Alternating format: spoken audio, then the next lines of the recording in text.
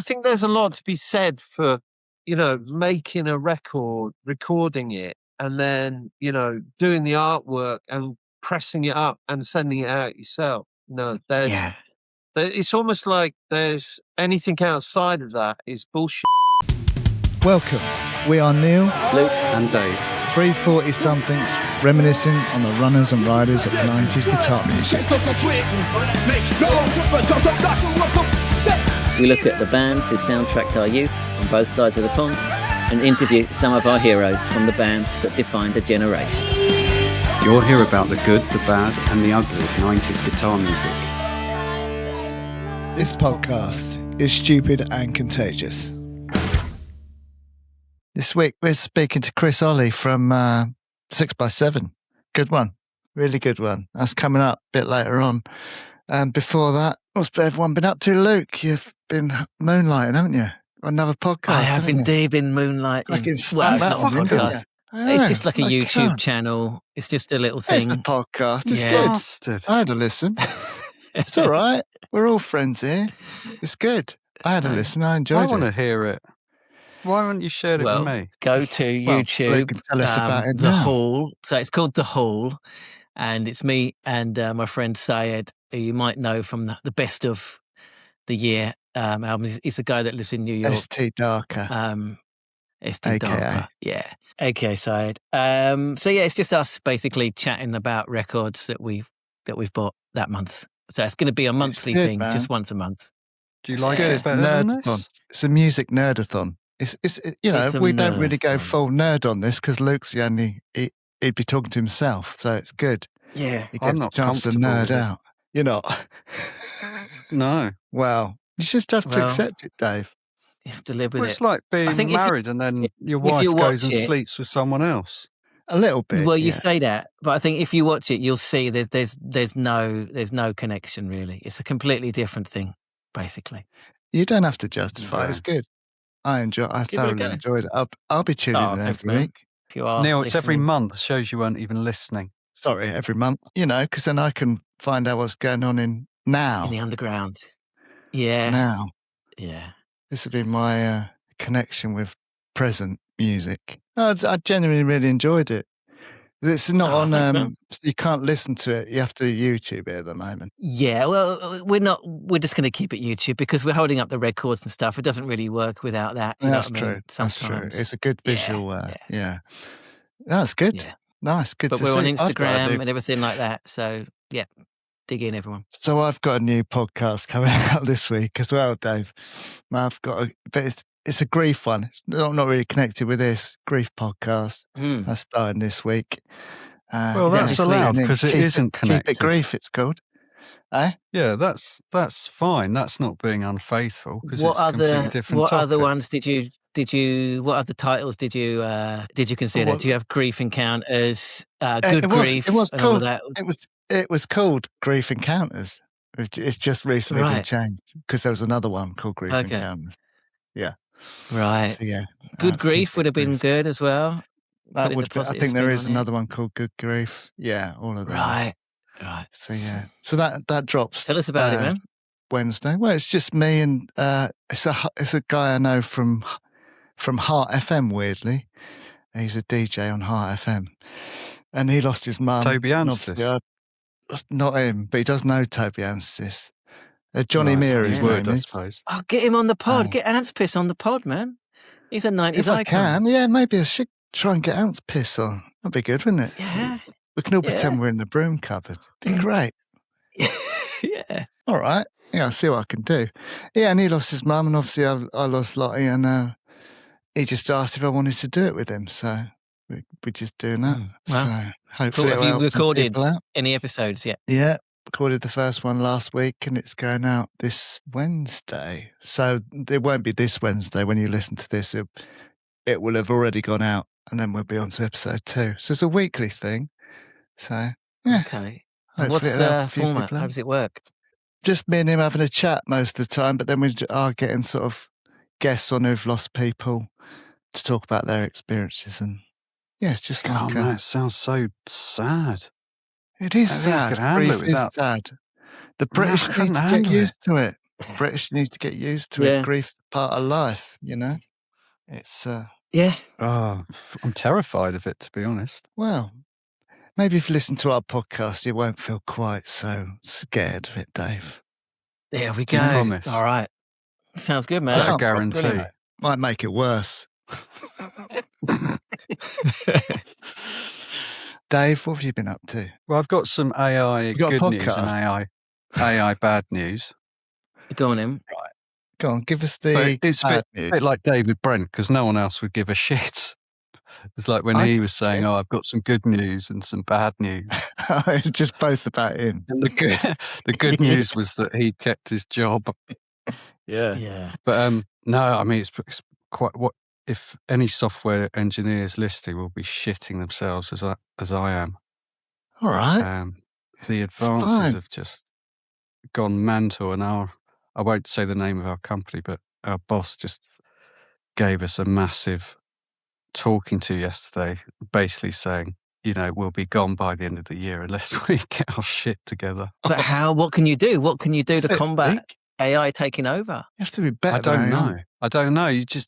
I guess at the moment, the only thing we can do better is come up with things to build. But when if you know what you're building, you just get the AI to do it, and it will do it better than any software engineer can do it.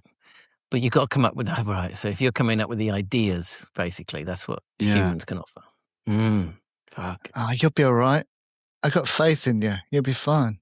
But the good one is fine. I dug up my old novel that I wrote years and years ago that we've mentioned before, and got the AI to do a complete edit.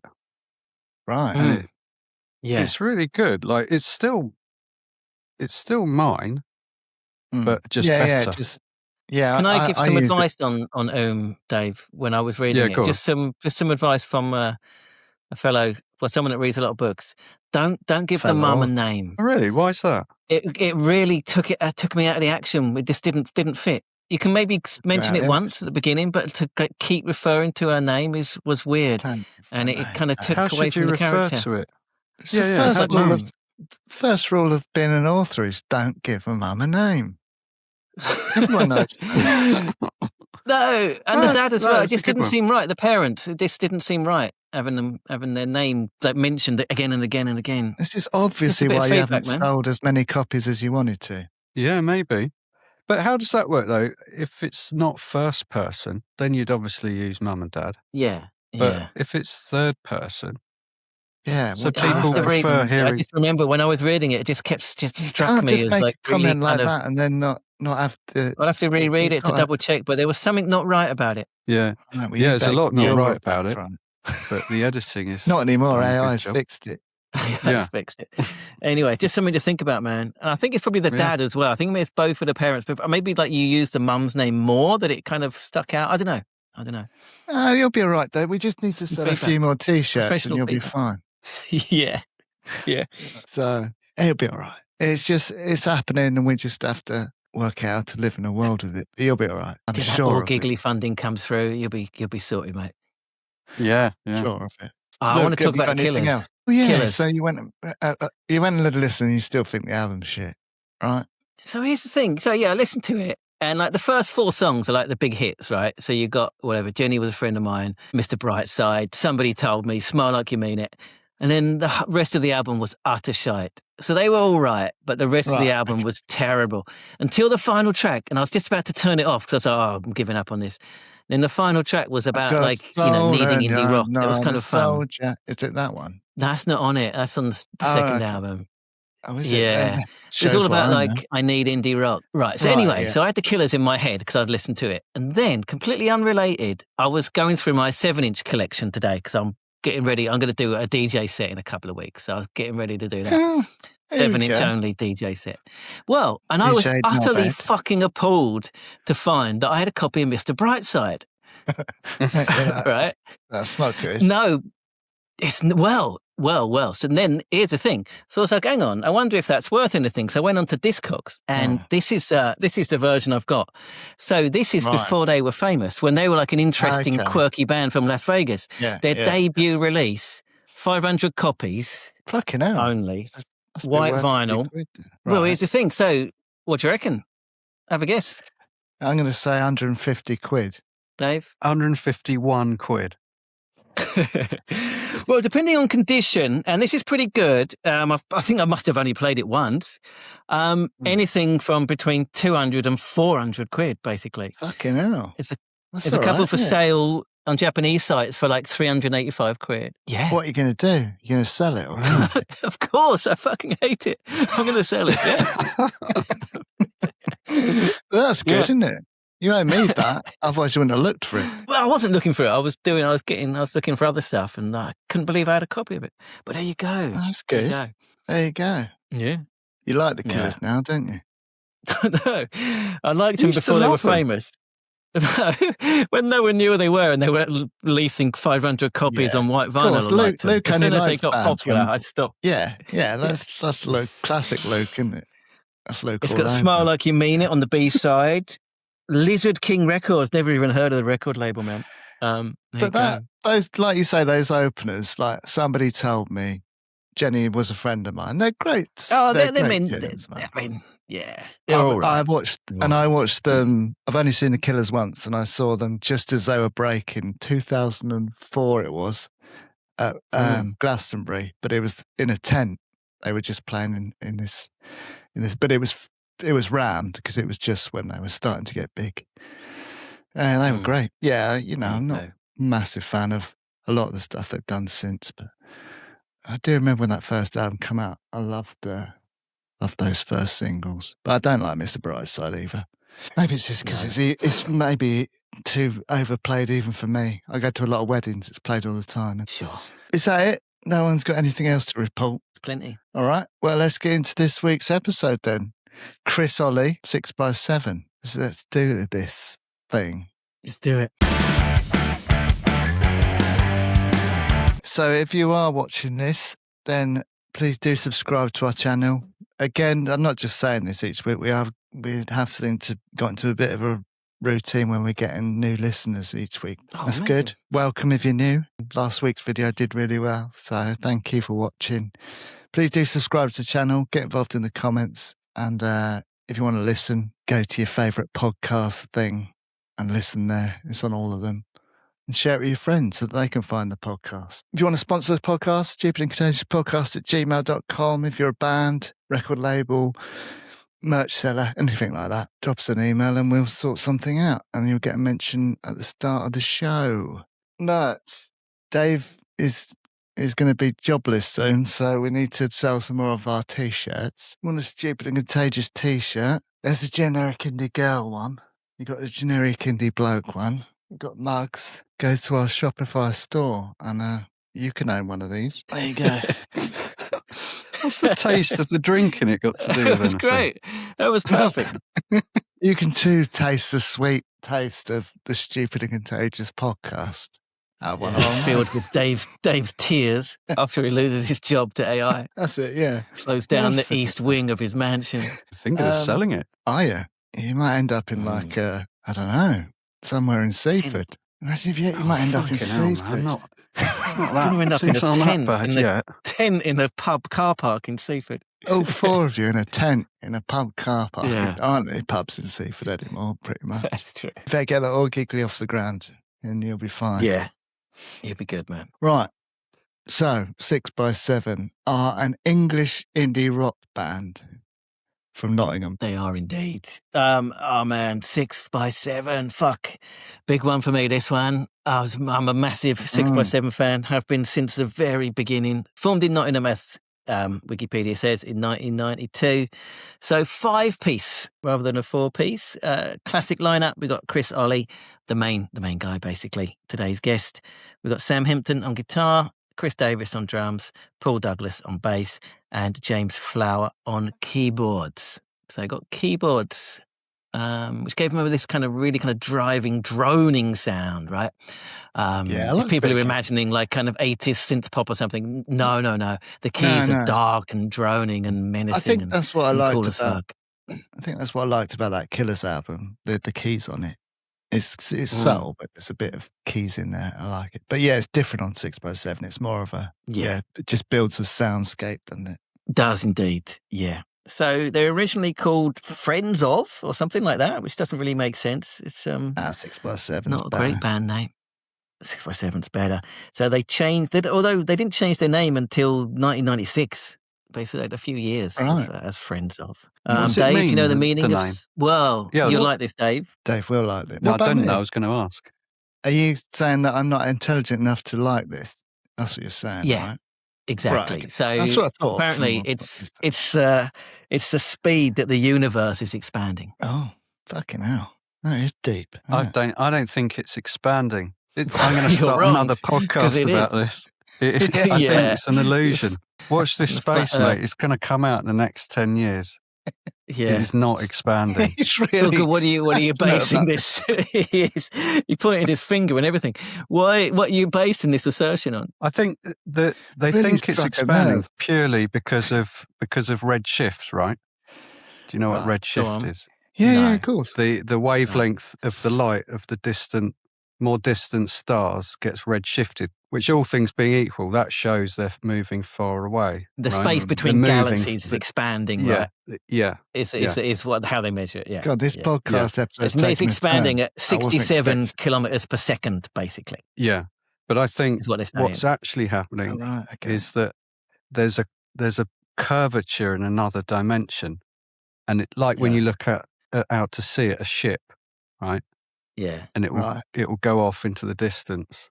I think there's something like that is going on. You think, or is it just you that thinks this? Yeah. All right. You heard it here first. I believe Dave over every single scientist in the world. So Yeah. do I. That, what's his name? He can fuck. What's his name? The keyboardist guy. Oh, Brian Cox. Yeah, he can do one. Yeah. Oh, he doesn't know anything. Of course No. he doesn't. He only got No. a D in A-level maths. Is that true? What'd you Yeah. get in English, Dave, for A levels? By the way. See. Yeah. Thought And so. he I was got in B. D-Ring, wasn't he? He was, yeah, D-Ream, yeah. Yeah. That's D-Ream. why it was that. That's why it's called D-Ream. Yeah. Okay, yeah, because of his A level results. Well, he talks about it in the interview. But basically, they spent quite a long time basically honing their sound and playing gigs and everything like that. Supported Rocket from the Crypt, apparently, Girls Against Boys, and Mogwai, he mentions in the interview. But they didn't release their first single, European Me, until 1997. So 5 years after they formed. Incredible fucking record. NME called it one of the all-time great debut singles. Oh, it's interesting because you're hearing the interview about how that came about. Makes it even more interesting. It does, yeah. Talk about it after. First album came out in 1998, The Things We Make. I did a little Instagram.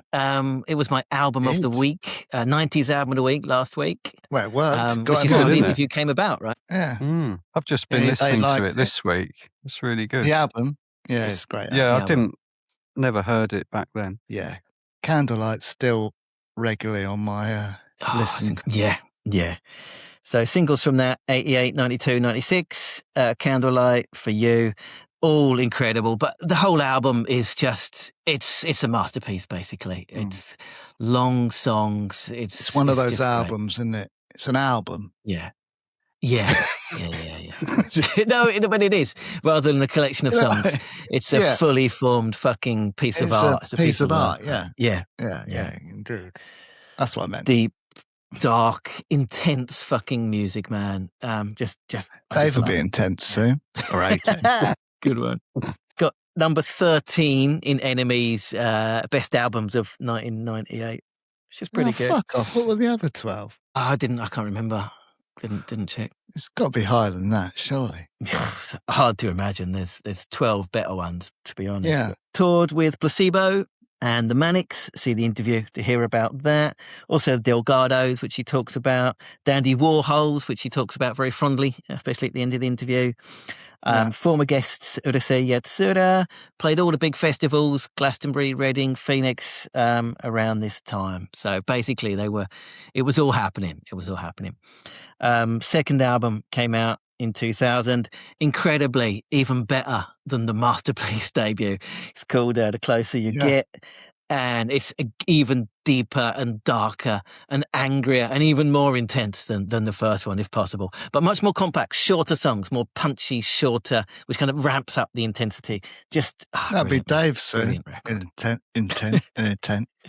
On a ramp. Singles from it, Eat Junk, Become Junk, probably their signature tune, I guess, these days. The 10 Places to Die, which gives you a kind of an idea of the darkness of the album. England, The Broken Radio, just incredible. 9 out of 10 in the NME. Just, brilliant record, basically. Produced by John Leckie. It's not bad at all. However, around this time, the other guitarist, Sam, leaves the band. So they're down to a 4-piece now. Third album came out in 2002, The Way I Feel Today. A little bit slightly lighter than the previous two, I guess. Yeah, but that single Behind Your Head. I Owe You Love. Yeah, it's great. It is a bit more mainstream for sure. That's probably why I really like it. I like, it has got that sort of, it's more easily accessible, those tunes, aren't they? But still great. Yeah. I think it's their best-selling single. I think he said it was 42 or something in the charts, which is pretty good. Yeah. But this was kind of the end of 6x7 Mark 1, basically. So Paul Douglas left the band, so now they're down from a 5-piece down to a 3-piece. They get dropped by their record label, and from then on out, they were on their own, basically. So they had a 4th album just called 04 in 2004. A bit more kind of electronic-y and stuff like that, released on their own label. And then, like Chris explained in the interview, but since then, basically, Chris has been doing 6x7 by himself, completely independently, building this very, very kind of one-to-one relationship with the fans. Band members have come and gone over the years, but it's him and now his son that are doing it. And he just keeps on keeping on, man. Well, I won't spoil how many records he's put out. I have to listen to the interview to find that out, but we'll talk about it after. Those are side projects. Side project called 12, one called Fuck Me USA, Radio Bremen, which he talked about, kind of a live thing he does, the death of 6x7, and all of this really cool stuff. And he's got a couple of books, this one with the lyrics and a bit of autobiography. He's got autobiography, which I haven't got a copy of yet, but I'm going to get it. And he's got this one, which you talk about in the interview, Bleak Strategies. Do you want to do a couple of these now or after? Yeah, go on. Yeah, go on then. Give me a page number, Dave.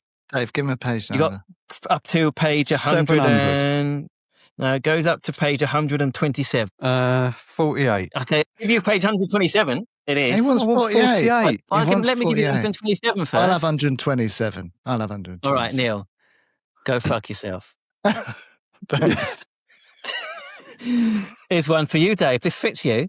Give your son some money and never let him forget it. Done it. I bet you regret that, don't you? Never let him forget it. Just remind him constantly. I do. These are good, aren't they? These are great. Dave, have you been doing this one already? Try being tedious. I tried, but I couldn't. Yeah. Buy some dogs and let them shit anywhere. These are great. Bleak Strategies. If you're stuck in a rut, these will get you out. I mean, I think that's a book I could consume, isn't it? Even though I don't really read. All right. So should we have a listen to the interview and then come back? Strap in. It's a long one, guys. It's a long one. Buckle in. Buckle up. Let me begin. Let it begin. Here's Chris Olley, 6x7. Enjoy. Chris, thanks so much for coming on. Where are you joining us from?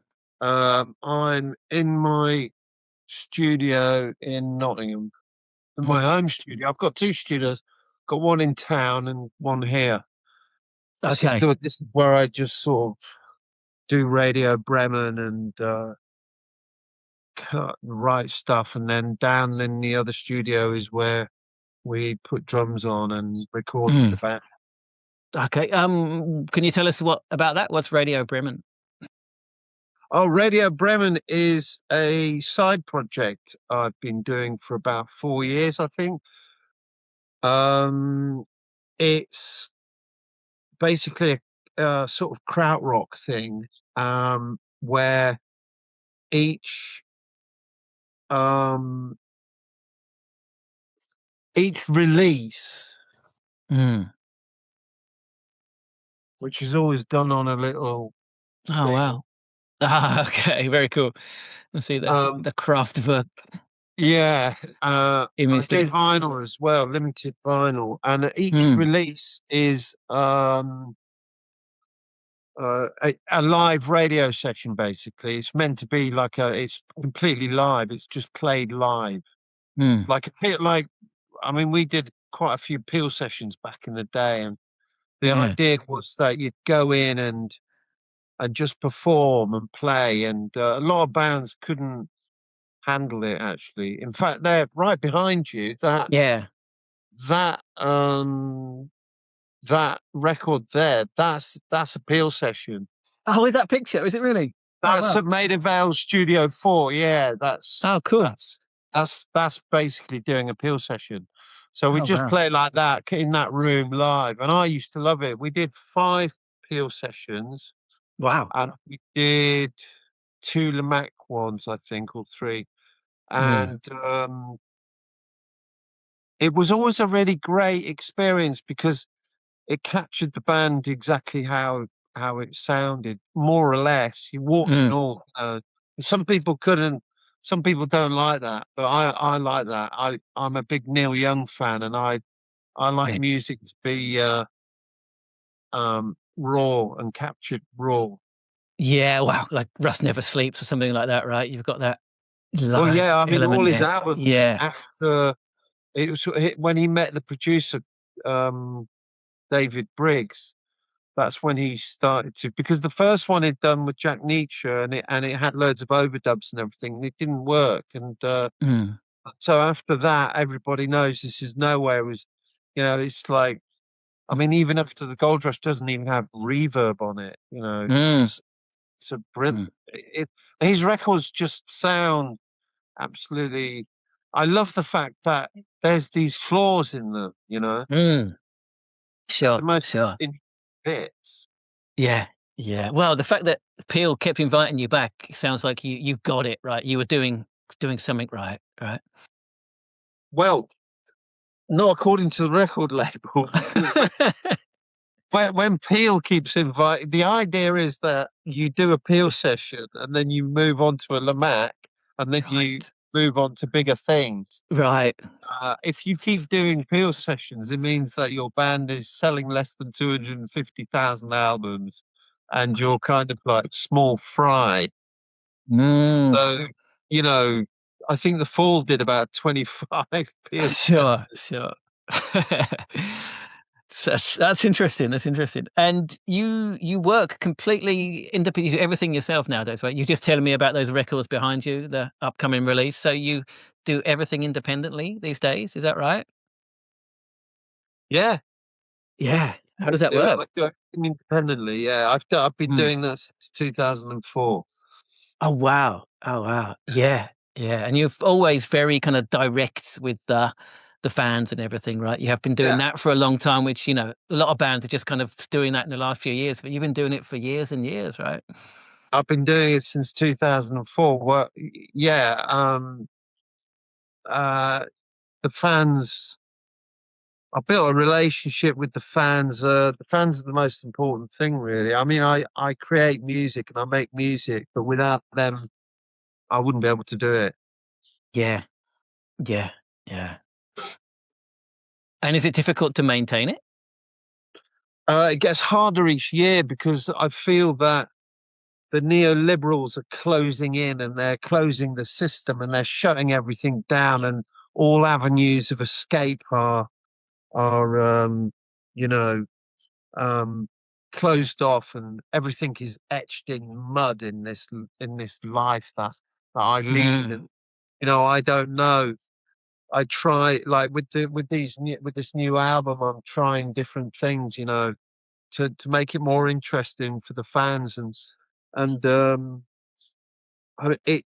I watched a fantastic film about Leonard Cohen called Bird on a Wire. I don't know if you've seen that. A long time ago. I know the film. Yeah. Oh, it's really worth watching. I'm not a big Leonard Cohen fan, but I mean, the film is a real statement on of what it is to be an artist, really, to be a musician and to create.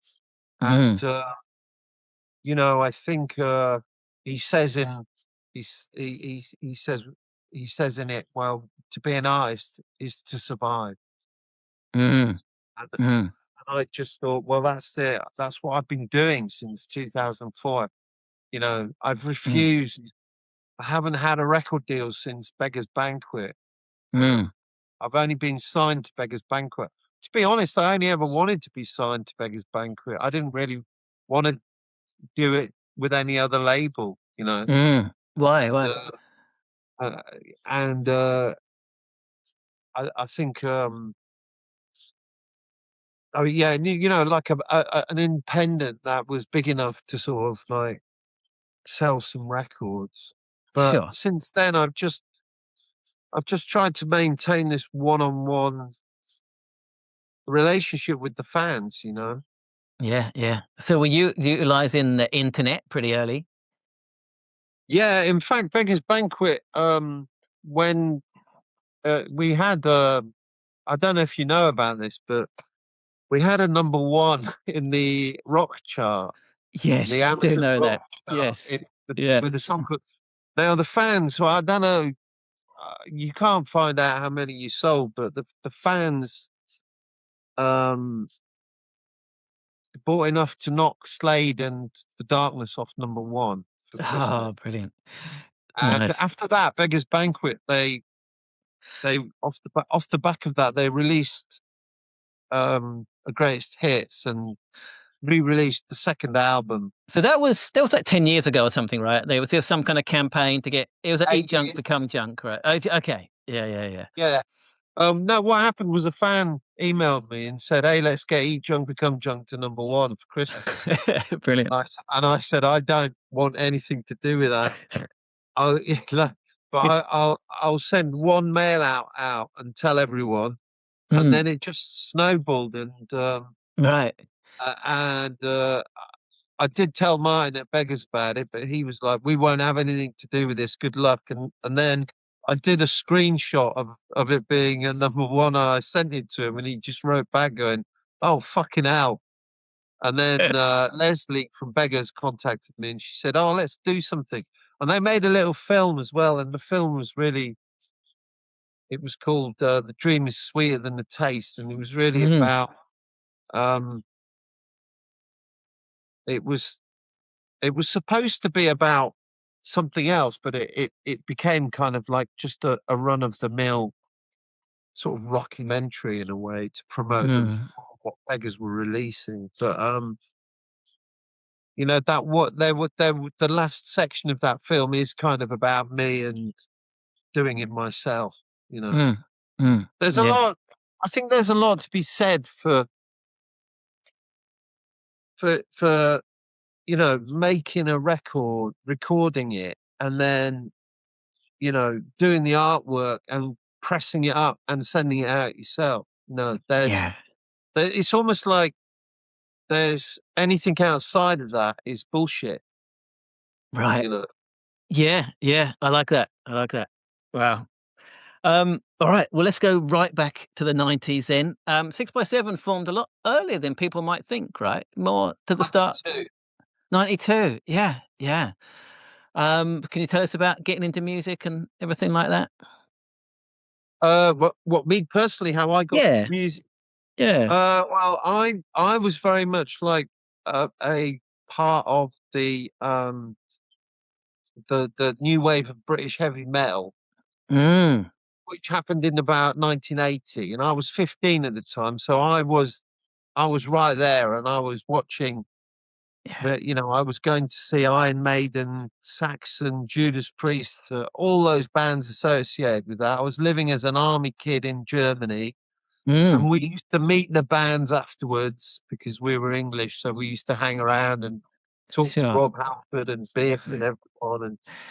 Brilliant. And then I got into playing the guitar, and I wanted to be a metal guitar player. And then I went to see Rust Never Sleeps by Neil Young. I just happened to be in this cinema in Germany, and it had a bar in it and a snooker table, and It was like a hippie cinema that used to play live at Pompeii, Pink Floyd, and Woodstock, all this different stuff, you know. And then, and I knew the projectionist, and I used to sit up with him, because he fancied my sister, so he was really nice to me, and he would give me dope, and I would smoke weed with him up in the projection room, and then we'd go down and watch the films, and Really? and then he said, "Oh, what are you going to watch the Neil Young film?" And I said, "Who's Neil Young?" And he said, "Oh, you should watch it."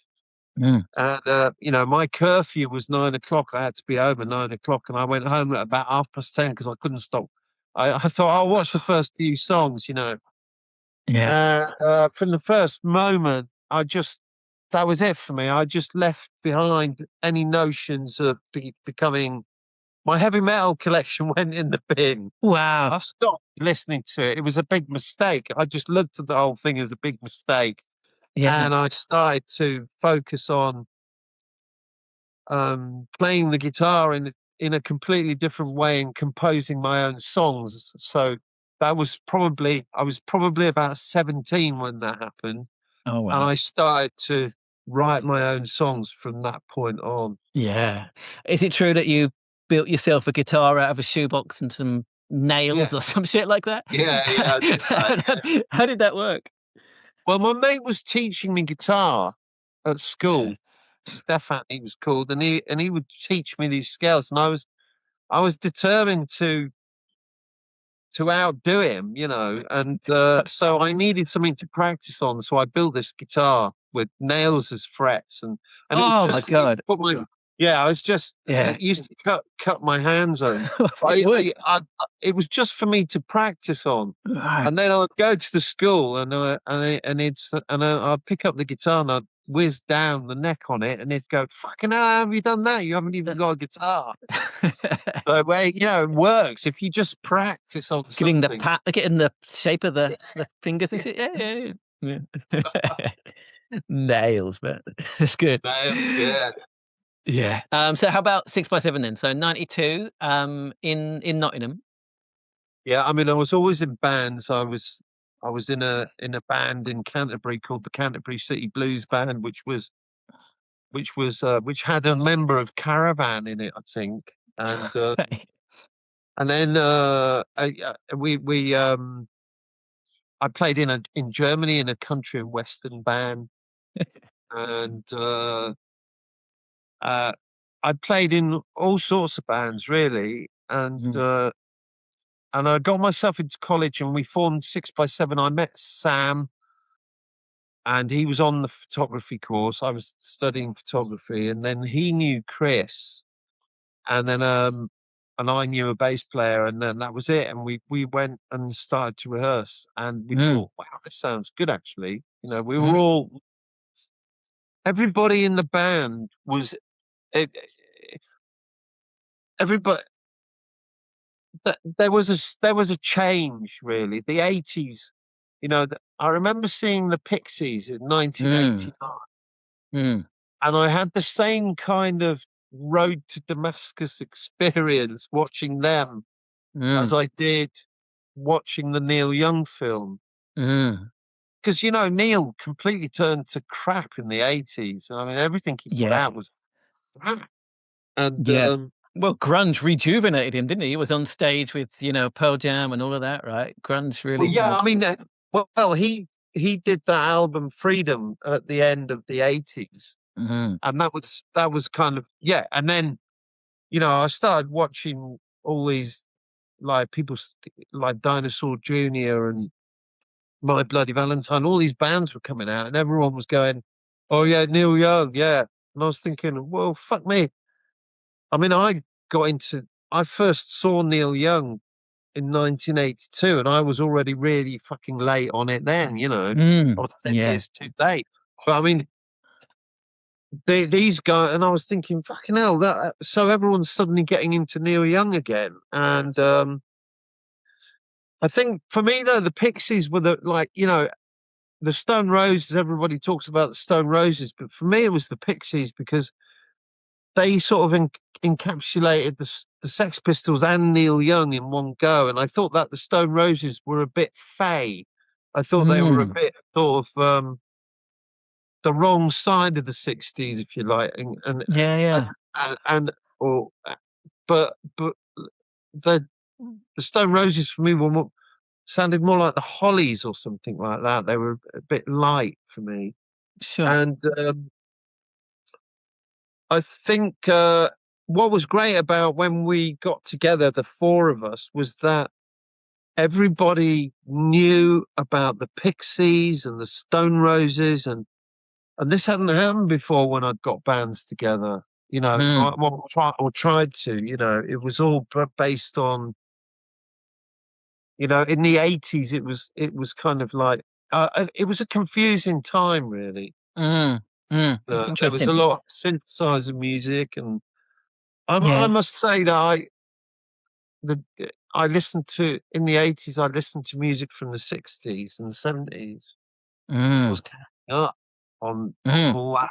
You know, I'd get into Leonard Skinner and I'd go down the second-hand shop and buy all the records eventually across the next sort of 3 months. I'd make my way through the entire back catalogue of Leonard Skinner, you know, and that, rather than listening to fucking U2 or Duran Duran. Yeah, understandable. So, I mean, was that massive guitar sound there from the very beginning of the band? Yeah. Band I mean, when people talk about 6x7, they often cite My Bloody Valentine or the Jesus and Mary Chain come up quite a lot. And we kind of, the Americans especially, they want to sort of call us a shoegaze band, but we're just not a shoegaze band. I don't hear that at all. Yeah, that's surprising to hear. Yeah. And I think a lot of the problem with the band was that they were very difficult to pigeonhole and put into a category. But the band that no one ever talks about is The Wedding Present. Now, I had another Road to Damascus experience when I saw The Wedding Present at Rooftop Gardens in Wakefield just before they released Sea Monsters, and they played Sea Monsters, and you know, and I was at the front. I was a photographer, and I was taking pictures. And I met David Gedge that night, and this fucking sound coming off the stage was just insane. And I got hold of Sea Monsters a few weeks later, and a fucking record. And so when we were first starting, you know, everybody had their own kind of agenda. I wanted to be a songwriter. The bass player wanted to be just in a band, and the drummer thought, you know, wanted to be in Can and Noi. And the guitarist was like Sonic Youth and Captain Beefheart, you know. Yeah. And The Wedding Present was like, I said, well, let's do it like this. And so the big guitar thing was there until the next Road to Damascus experience came along, which was Mercury Rev. Oh, nice. Yeah. And then that was the band that we all agreed on that we should be like. That's good. Yeah, I can hear that. Yeah. I can hear that more than My Bloody Valentine. Yeah. Yeah, before Deserters songs, obviously. I mean, I love Deserters songs, though. I love it. I mean, yeah, but, you know, but Mercury Rev were on Beggars Banquet. So when we signed to Beggars Banquet, and I remember saying to our press guy, Chris Sharp, I said, where are Mercury Rev? And he said, I don't know. They don't exist anymore. And we don't know where they are. Wow. And I was like, oh, right, okay. And apparently one of them was in a monastery, and they were strung out on drugs, and they were in a bad way. And Deserter songs came out then about 2 years after that, I think. Yeah. I used to go to see Mercury Rev when they did Self-Esteem Bosies, and especially the album See You on the Other Side, you know. Yeah. That's interesting. So, I mean, like, so 92, you didn't put out the first single until 97. Were you like gigging and like trying to get signed and honing the sound and everything that whole time? Yeah. Yeah. I mean, we even got 2 cars and a caravan and fucked off to Germany for 3 months and toured around Germany in the caravan, and Wow. which was great. You know, when we were hitching back to sign on and then going back out to Germany. Oh, And wow. like the caravan popped some tires, and one of our dads got some remolds, and you know, me and Chris we went over to sign on. He had to go to and we were wheeling tires through customs, you know, to take back to Germany to put onto the caravan. Oh, the new tires, yeah. Yeah, the remold. That's And interesting. we were living in this little flat, and yeah, we were just trying to get better all the time, trying to make our sound, trying to find out who we were by playing live. Right. I mean, that's the way to do it, right? That's the way to do it. Yeah, I think so. Yeah. Well, it was the only way. I guess so. I mean, what was it like? Like the whole of Britpop happened in this period. What was it like seeing far less talented bands signing fucking record deals on the front page of NME and just seeing all that just go by? What was it like? Didn't bother me really. I mean, you know, there was one of the other guys in the band was bothered by that, but I mean, we didn't have any kind of connection with Britpop at all. You know, we just didn't. It didn't come into our lives really. We just it. We were watching it unfold, but we just had no feeling about it whatsoever. You know, it was an exciting time really for British music. Yeah. You know, all these bands coming out and exploding and everything, but it didn't feel to us that it was something that we wanted to be part of, you know. Okay. Yeah. In hindsight, do you wish you had been? No. No. No, because we couldn't be part of anything like that, because it was just not our cup of tea. It was, you know, we were coming from a completely, you know, we wanted to be, like I said, Captain Beefheart, Can, Lloyd.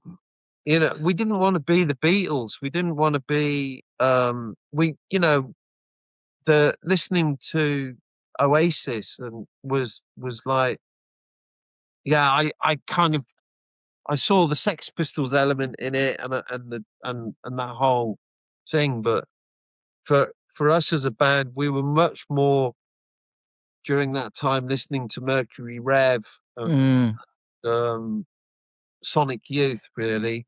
It's interesting. I was thinking about it today, like, you know, like when grunge came along and like all of those hair metal bands suddenly looked really fucking silly, prancing around in their mum's makeup. Well, they looked silly before grunge. Okay, but the scales fell from our eyes, right? I think the same thing when 6x7 came along. That the Britpop guys seemed a little bit daft. You know, I don't know. What do you think? We couldn't get signed because of Britpop. We Right. you know, we You just didn't couldn't fit get into signed. that mold. Yeah, No, the way the music industry worked back then was it worked in what's called post. So what you have is you have a band that sneaks through and connects with a demographic, Yeah. and then the record industry signs anything that sounds like that. Yeah. And then with the NME and the Melody Maker, a scene is created. Yeah. And then the next one comes through, and then that scene is denigrated. It's laughed at. It's put aside, and the new one is lifted up. And so we because we couldn't get signed, but Beggars Banquet are they're the sort of record label that don't care really.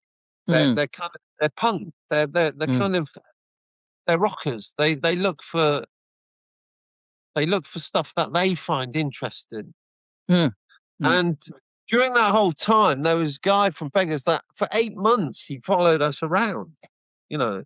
And we were like, well, if you're going to be here all the time, you might as well start lifting some Marshalls and stuff. So he was there carrying Marshalls down the stairs and stuff.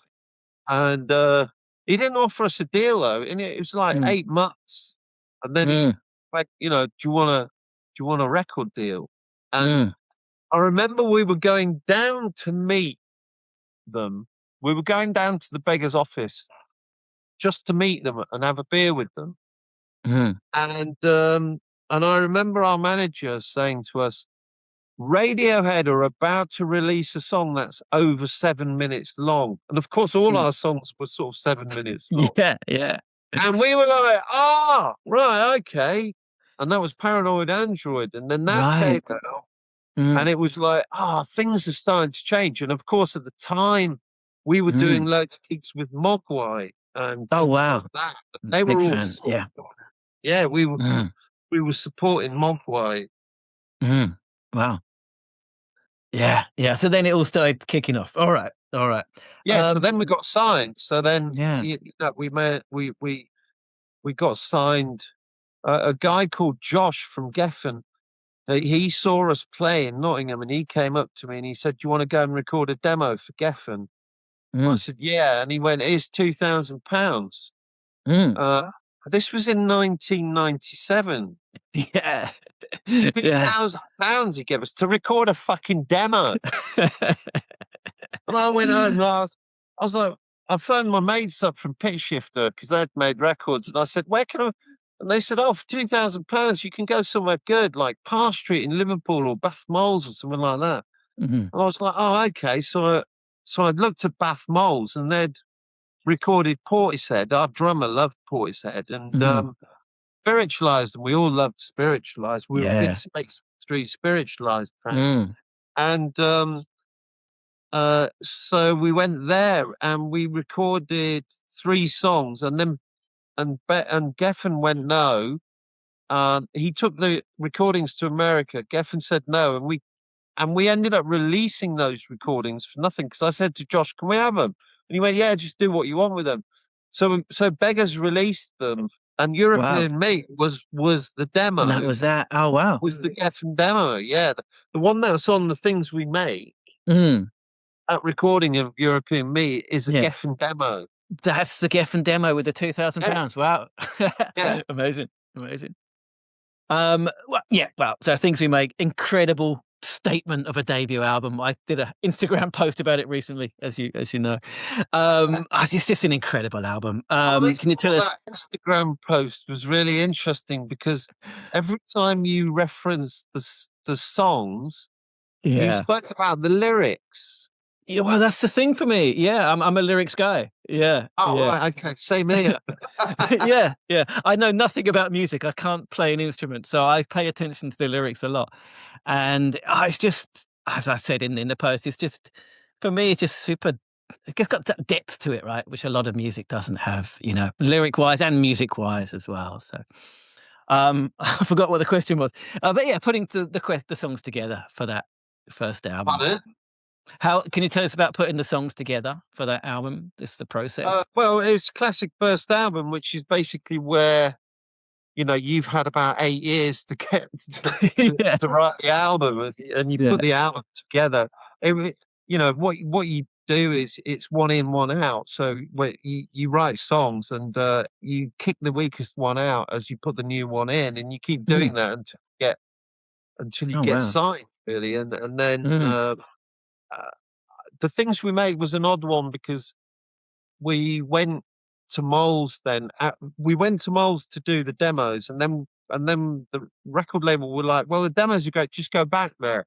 So we went back there, and I think we ended up with 4 or 5 songs, and then we went to the Warhol, which was Van Morrison's studio, which used to belong to It was built by Tears for Fears, and they sold it to Van Morrison. We went there. We did Oh Dear, and we did some other stuff, and then we went to a little studio called Chiswick Reach in Chiswick, which was like full of the old Joe Meek stuff, and and it's where all the Trojan Records things, were done. Oh wow, yeah. So we did a beautiful shape there, and I think we re-recorded Brilliantly Cute, and we did all sorts of different. And then in the end, we put the album together, and I think none of us were really happy with it. None of us. Why? None of us, because it didn't sound like we thought we sounded. Oh. And every single band says that on their first album. Right. It just goes with the territory. You as a singer, you sing through a valve PA in a room with Marshalls full blast, and you develop your singing through singing into crappy speakers, and you can't hardly hear yourself, and the kick drum can't be heard, and then all of a sudden you go into a studio and it's all there in front of you, and you're like, that's not what I sound like. Right. Interesting. And it really did freak us out, and it was a real problem, and we didn't really know what we were doing in the studio, and it's very difficult, and it was none of us were happy with it. Oh, that's interesting. It's an amazing record.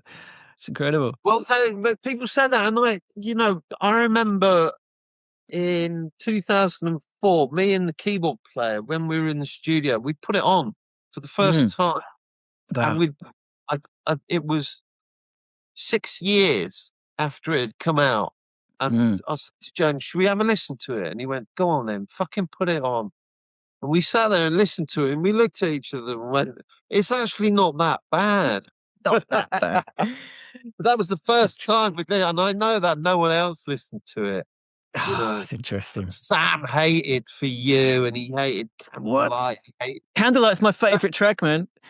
Yeah. Well, that's what it was like in that band. It was constant sort of like different people wanted to do different. Right. And we also, the other thing is, we all kind of moved along quite rapidly as well.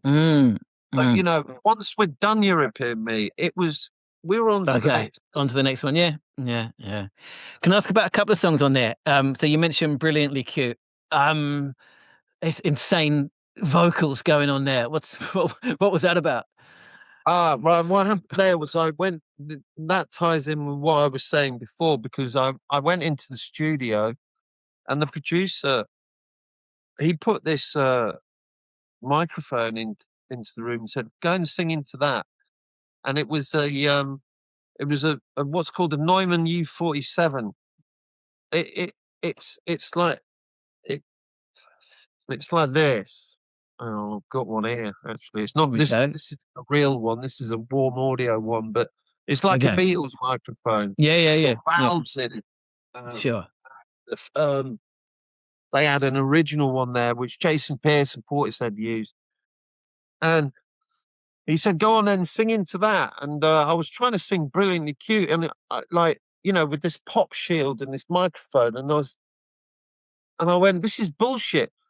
On stage, I sing into a 57, which is just a cheap £75 microphone.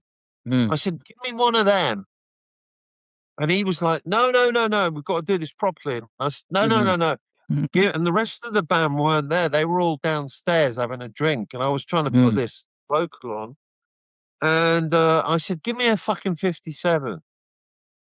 And then he put it with the pop shield, like that. He was so reluctant to do it, and he was moaning, oh, this ain't going to sound as good as the U47. That's the microphone that. And I said, I don't care. I want to use the one that I used live, because I want to feel it. And so he set the level up, and I started singing it. And then I said to him, take it back to the beginning. I took the pop shield off, and I took the microphone, and I sang into it like I would sing into it live, with it right up to my lips. And of course, the level, the needles, then all the compressors and the desk all went into the red, completely distorted the vocal. Wow! And I totally he looked at me and he went, "That's one of the best vocals I've ever recorded." I was like, "You? That's my fucking idea." And then, so but that was how that sound came about. Oh, really. Incredible! It had that aggression and that kind of I love it. Yeah. And you mentioned Oh Dear. You played an incredible version of Oh Dear on Jules Holland. How was doing that? Hey, how was doing Jules Holland? Oh, Jules Holland was that was an amazing experience because of what happened to the band. When you're in a band, people don't really. Oh, you're in a band? Yeah, I'm in a band. Oh yeah. And that's it. And it's like, well, I was on Jules Holland. Oh, were you? Oh, you're in a band. Oh, so you're in a band. Yeah. So it was kind of cool to be up here on Jules Holland, and it was back then. I think over 1 million people used to watch it. I don't know. It used to have a massive audience. Yeah. We were on with, we were on with, even the token acoustic guy was cool. It was Elliott Smith. Even wow. Great. Yeah. I mean, he did Waltz number 2, and amazing. Yeah. fucking amazing. Blondie, Massive Attack. Oh wow. Aztec Camera. It was great. I'm a kid of the 70s. I grew up in the 70s, kid, and I had posters of Debbie Harry all over my wall. And I can't. As a kid growing up in the 70s, the amount of times I must have jerked off over a picture of Debbie Harry is, it goes into the hundreds and probably the thousands, and there she was in front of me, you play in a circle, and she was at Blondie were at 6 o'clock, and we were at 12 o'clock, so we were right off Blondie. Sure. And I was just playing my guitar, and she was sitting on the drum rolls going like that. Oh, great. And I was just thinking, Christ almighty, my life's just taking a really bizarre turn. And don't drop your fucking plectrum, whatever you do. Oh, brilliant. Brilliant. Yeah. I was lucky enough to see you live a few times around this time too. I think 3 times, and it ended up seeing you in the end. And whatever the site. I was trying to remember, a couple of times in Brighton, once at the Richmond, I think, in Brighton, once at the Dome Theatre or something in Brighton. There was some, and once at the Garage in London as well. So yeah. And whatever the size of the venue, you had this just incredible. It sounded fucking massive wherever you were, basically. I mean, how did you do that? Did you just turn everything up to 11? Is that the secret? No, it's not actually. That doesn't work. Right. The way to create that kind of massive sound is by illusion, and the way that you do it is by dynamics. And so something appears a lot louder if there's something more quiet before it. And if you build things up, you can, in stages, you can create this illusion of mass volume, right? When actually you're only as loud as the band that played before you, but you seem a lot louder because of the way that you. It's the Mogwai trick. We were loud. Yeah, I mean, we were a loud band, but so there was other bands that were loud as well. I mean, even Travis were loud. You know, we played a gig with Travis once in Paris, and they were fucking loud. Really?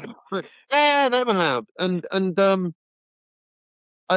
So me and Sam, the guitar player, we developed a system within band where we used to take things up in stages.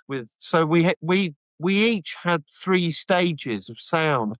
You know, what stage 1, 2, and 3, and it would be it would be sort of clean distorted, very distorted, and massively distorted. But then we would also play the instruments differently. So, like with an A chord, for example, there's 5 different ways to play an A chord on a guitar, and they all have a different kind of timbre.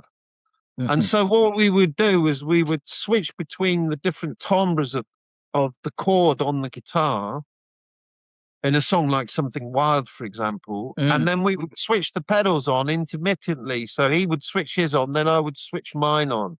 And then he'd do it, then we'd maybe do both together and then move to a different place on the guitar. Wow. That was all very, very choreographed. It was endlessly rehearsed. Wow. And then what we would do is we would play those songs and people would come up to us and say, "That's an amazing sound, just to think that you're jamming it." And they would think that we're jamming European Meat, but it was all worked out bar for bar, you know. Oh, amazing. After 32 bars, my pedal goes on, and then 8 bars later, yours goes on, and I go to that chord, and then you do that, and then I'll do that at 16 bars after that. And we rehearsed it endlessly until we got it right. And then not making it look like that is an even bigger trick, right? That's even more amazing, right? Well, we didn't try and not make it look like that, but we did it so seamlessly that people just were like, "Oh, it's getting bigger and bigger, the sound," you know? Yeah. And that was the idea. I mean, we got that from Mercury Rev, really.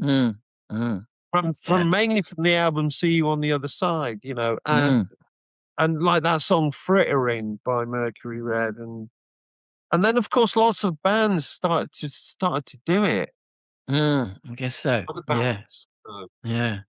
Do you think? I mean, I think 6+7 are one of those bands you had to see live. Was the live experience more important to you than the studio experience?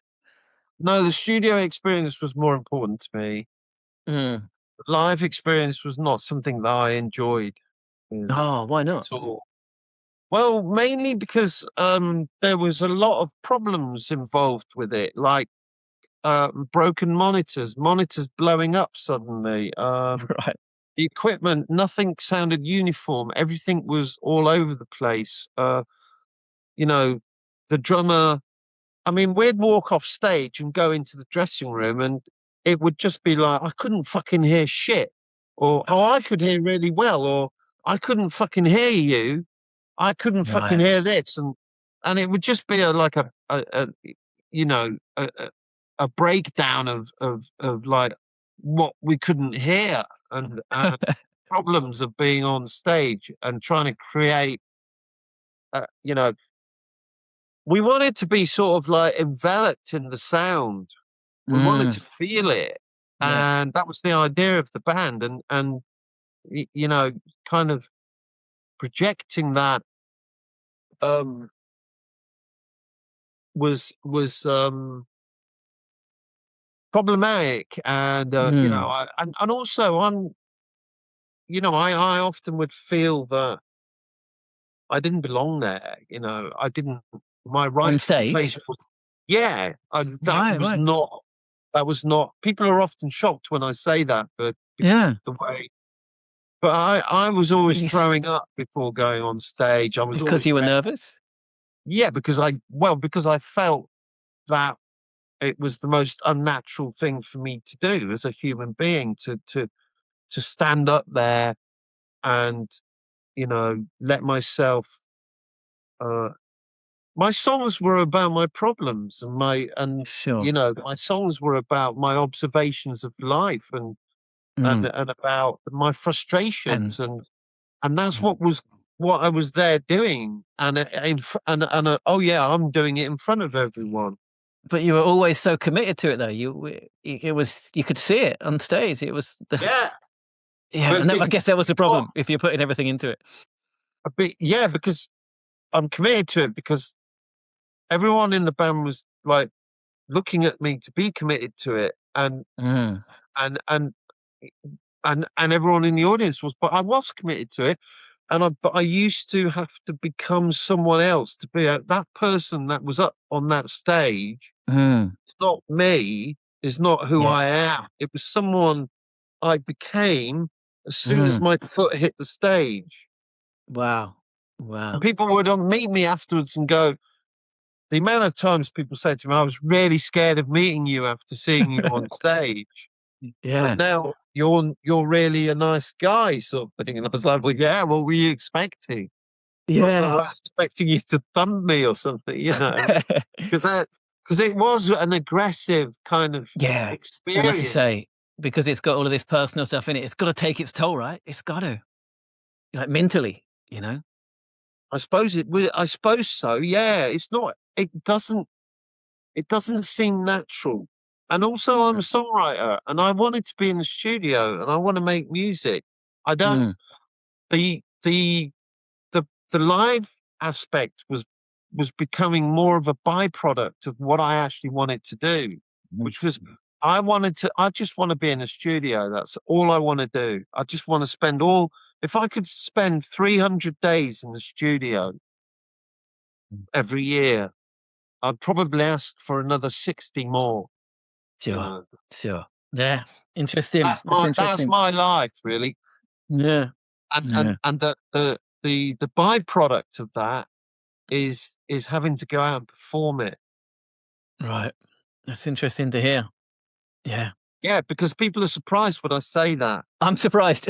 Yeah. If I remember rightly, you used to do a pretty incredible live version of Heroes. What's the story of turning down a phone call with David Bowie? What's that about? We did Heroes on a Peel session, actually. We were recording the second album, and we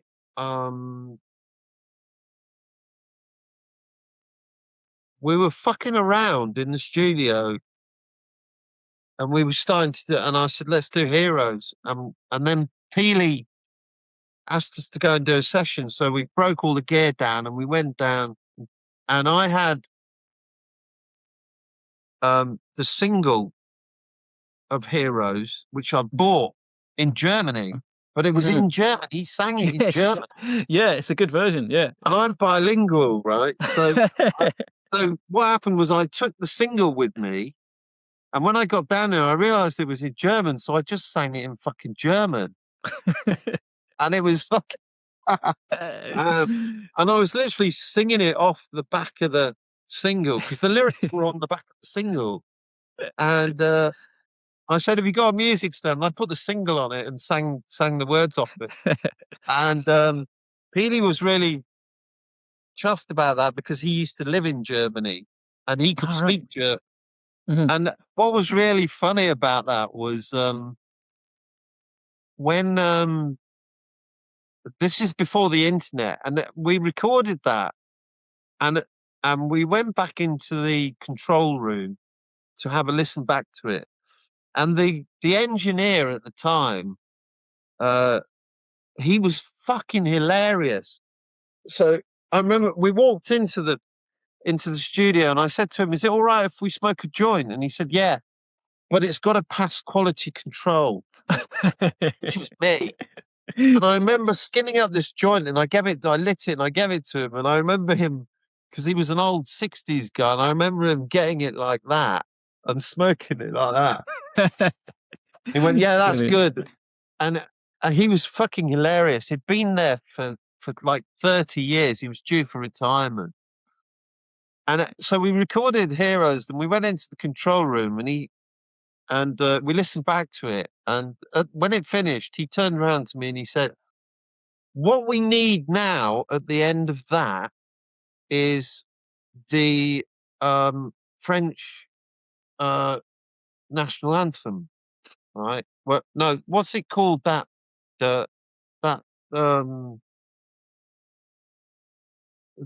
French national, it's not their national anthem. It's like their, I can't remember the name of it now. What it's called? It's like what the soldiers used to sing in the trenches. Yeah, I think I know what you mean. Yeah, called. It begins with C. I can't remember what it's called now. All right. Yeah. And he said, anyway, we've got to have that at the end of it. Yeah. And I said, why on earth would we put the French national anthem at the end of this? And he said, well, because the last time I recorded this song was with David Bowie. Wow. In this very room in 1977 or 78. And that's what he wanted. And I said, why? And I went, and he went, I don't know, but we should do the same thing. So I said, okay, let's do it. And he went, right.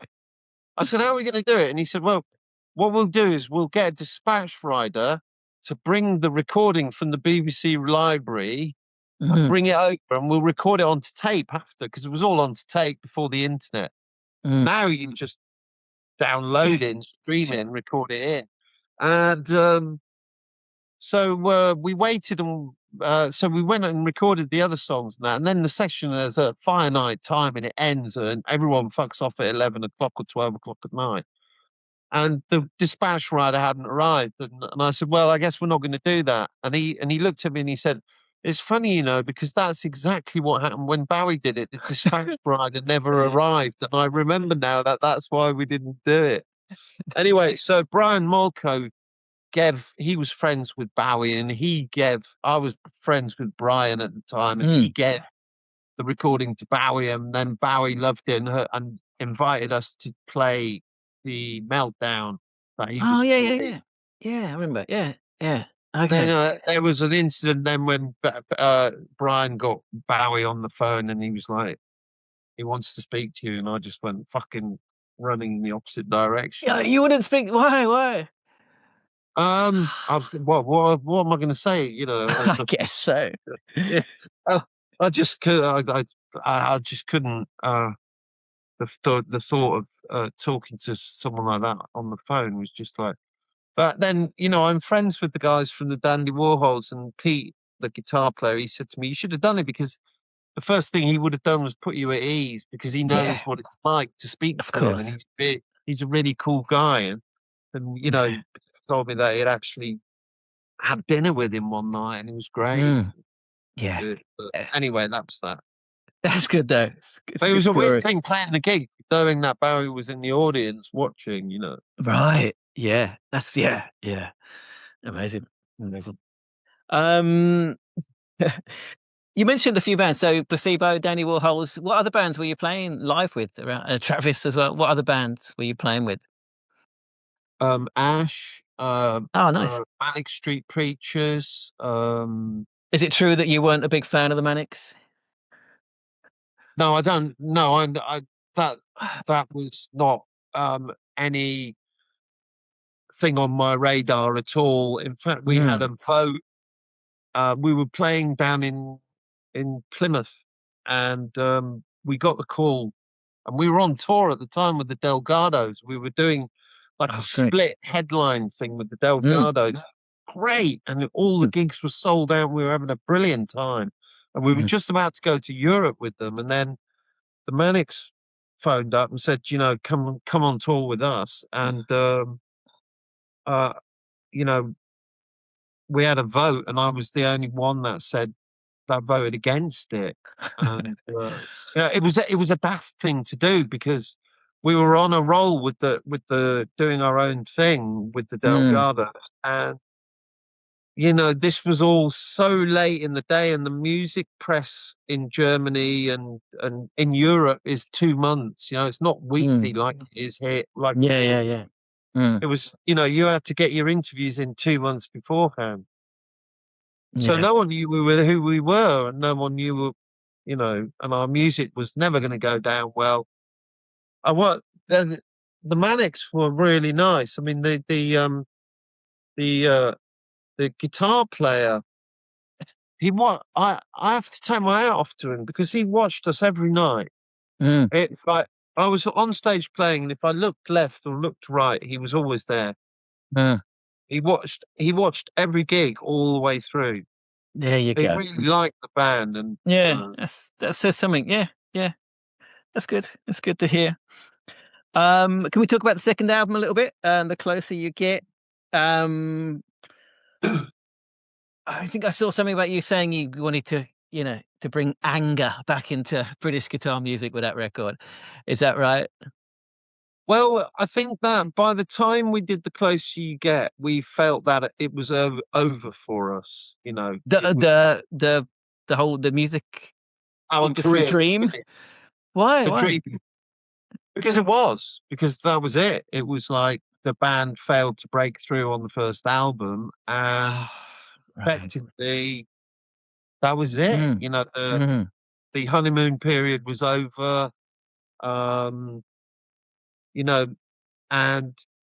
we were having extreme financial problems because we had gone into the studio a month too early, and Island Music were claiming the publishing, and we had no money.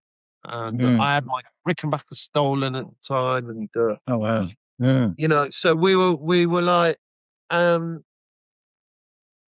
we felt completely disillusioned with the music of the time. There was no bands that we could relate to anymore.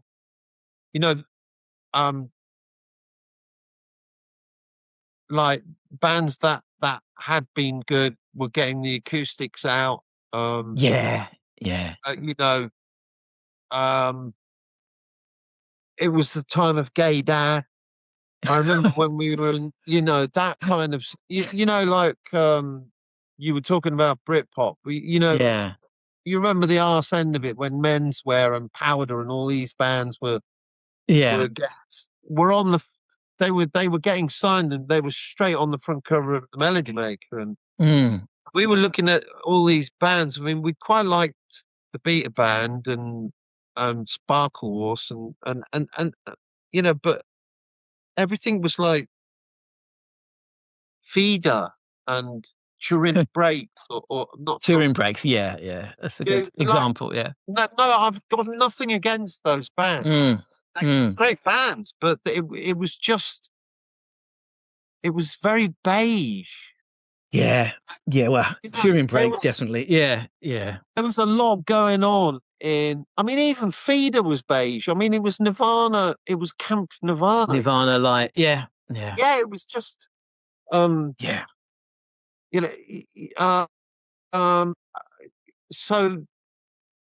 we kind of went into the studio with this idea that we would we wanted to make the record because we'd been in these other studios. We wanted to make it at home in Nottingham, and we made the studio with our friend Rick and with John Leckie as well, the producer. John Leckie.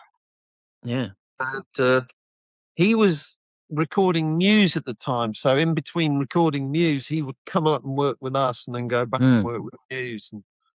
And it was a bit of a kind of hodgepodge of ideas. Virtually nothing was written when we went into the studio. The only songs that were written were the ones like Foxhall Road and the ones that I'd written on guitar, and I sort of went, "Hey guys." Also, that EP you've got behind you with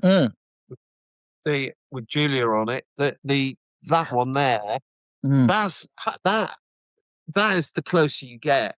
That's part of it, because that was all. That what happened there was the record label were like, "We want to release something. So what have you got finished?" A bit like Strawberry Fields and Penny Lane. Sure. We just want to put something out. Sure. So we did. So those songs really should have been on that album. So when we finished that album, and also during the making of the album, we had to do a peel session, and we did a gig supporting Fugazi at the Marcus Garvey Centre. Oh, I've got to stop you there. How was that? Massive Fugazi fan. How was it? Oh yeah, absolutely beautiful people. Yeah, amazing, amazing people. Brilliant people, and a great band, really. And that's what we knew we were going to go to the gig anyway. We were going to take the day off and take that evening off and go to the gig. And our manager, he said, "Do you want to support them?" We were like, "Fuck yeah!" So we had to break all the and the producer's like, "Oh, I've only just got the sound right. I have to break it down for the meal session." So it ended up with different sounds, and then when Lecky came down, we were just recording completely live, and my vocal was coming out of a PA. Mm-hmm. And we were recording the PA and putting it down and like slab square and stuff like that. And so when we finished it and handed it over, the record label were like, "This ain't good enough. This is just too all over the place. Too dark." Well, the lyrics for me were, I was kind of commenting on Tony Blair and that the fake Labour government that was in, and the centrists. And that's what Eat Junk, Become Junk was about, and that's what England and a Broken Radio, overnight success. I mean, these are all songs that were, I was reflecting how we were all feeling. And so I went and did, in my studio at home, I then did New Year, Another Love Song, and Eat Junk. And then we finished them off, and then they got added to the album. Oh wow! And the record label were like, "Oh, hang on, this is really good now. We'll put this down." Interesting. And then off we went on tour, and it was just a really miserable experience after that.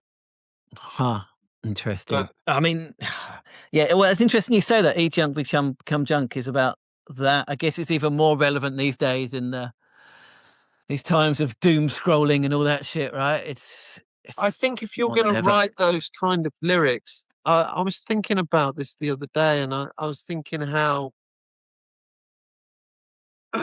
if you stop and think about things,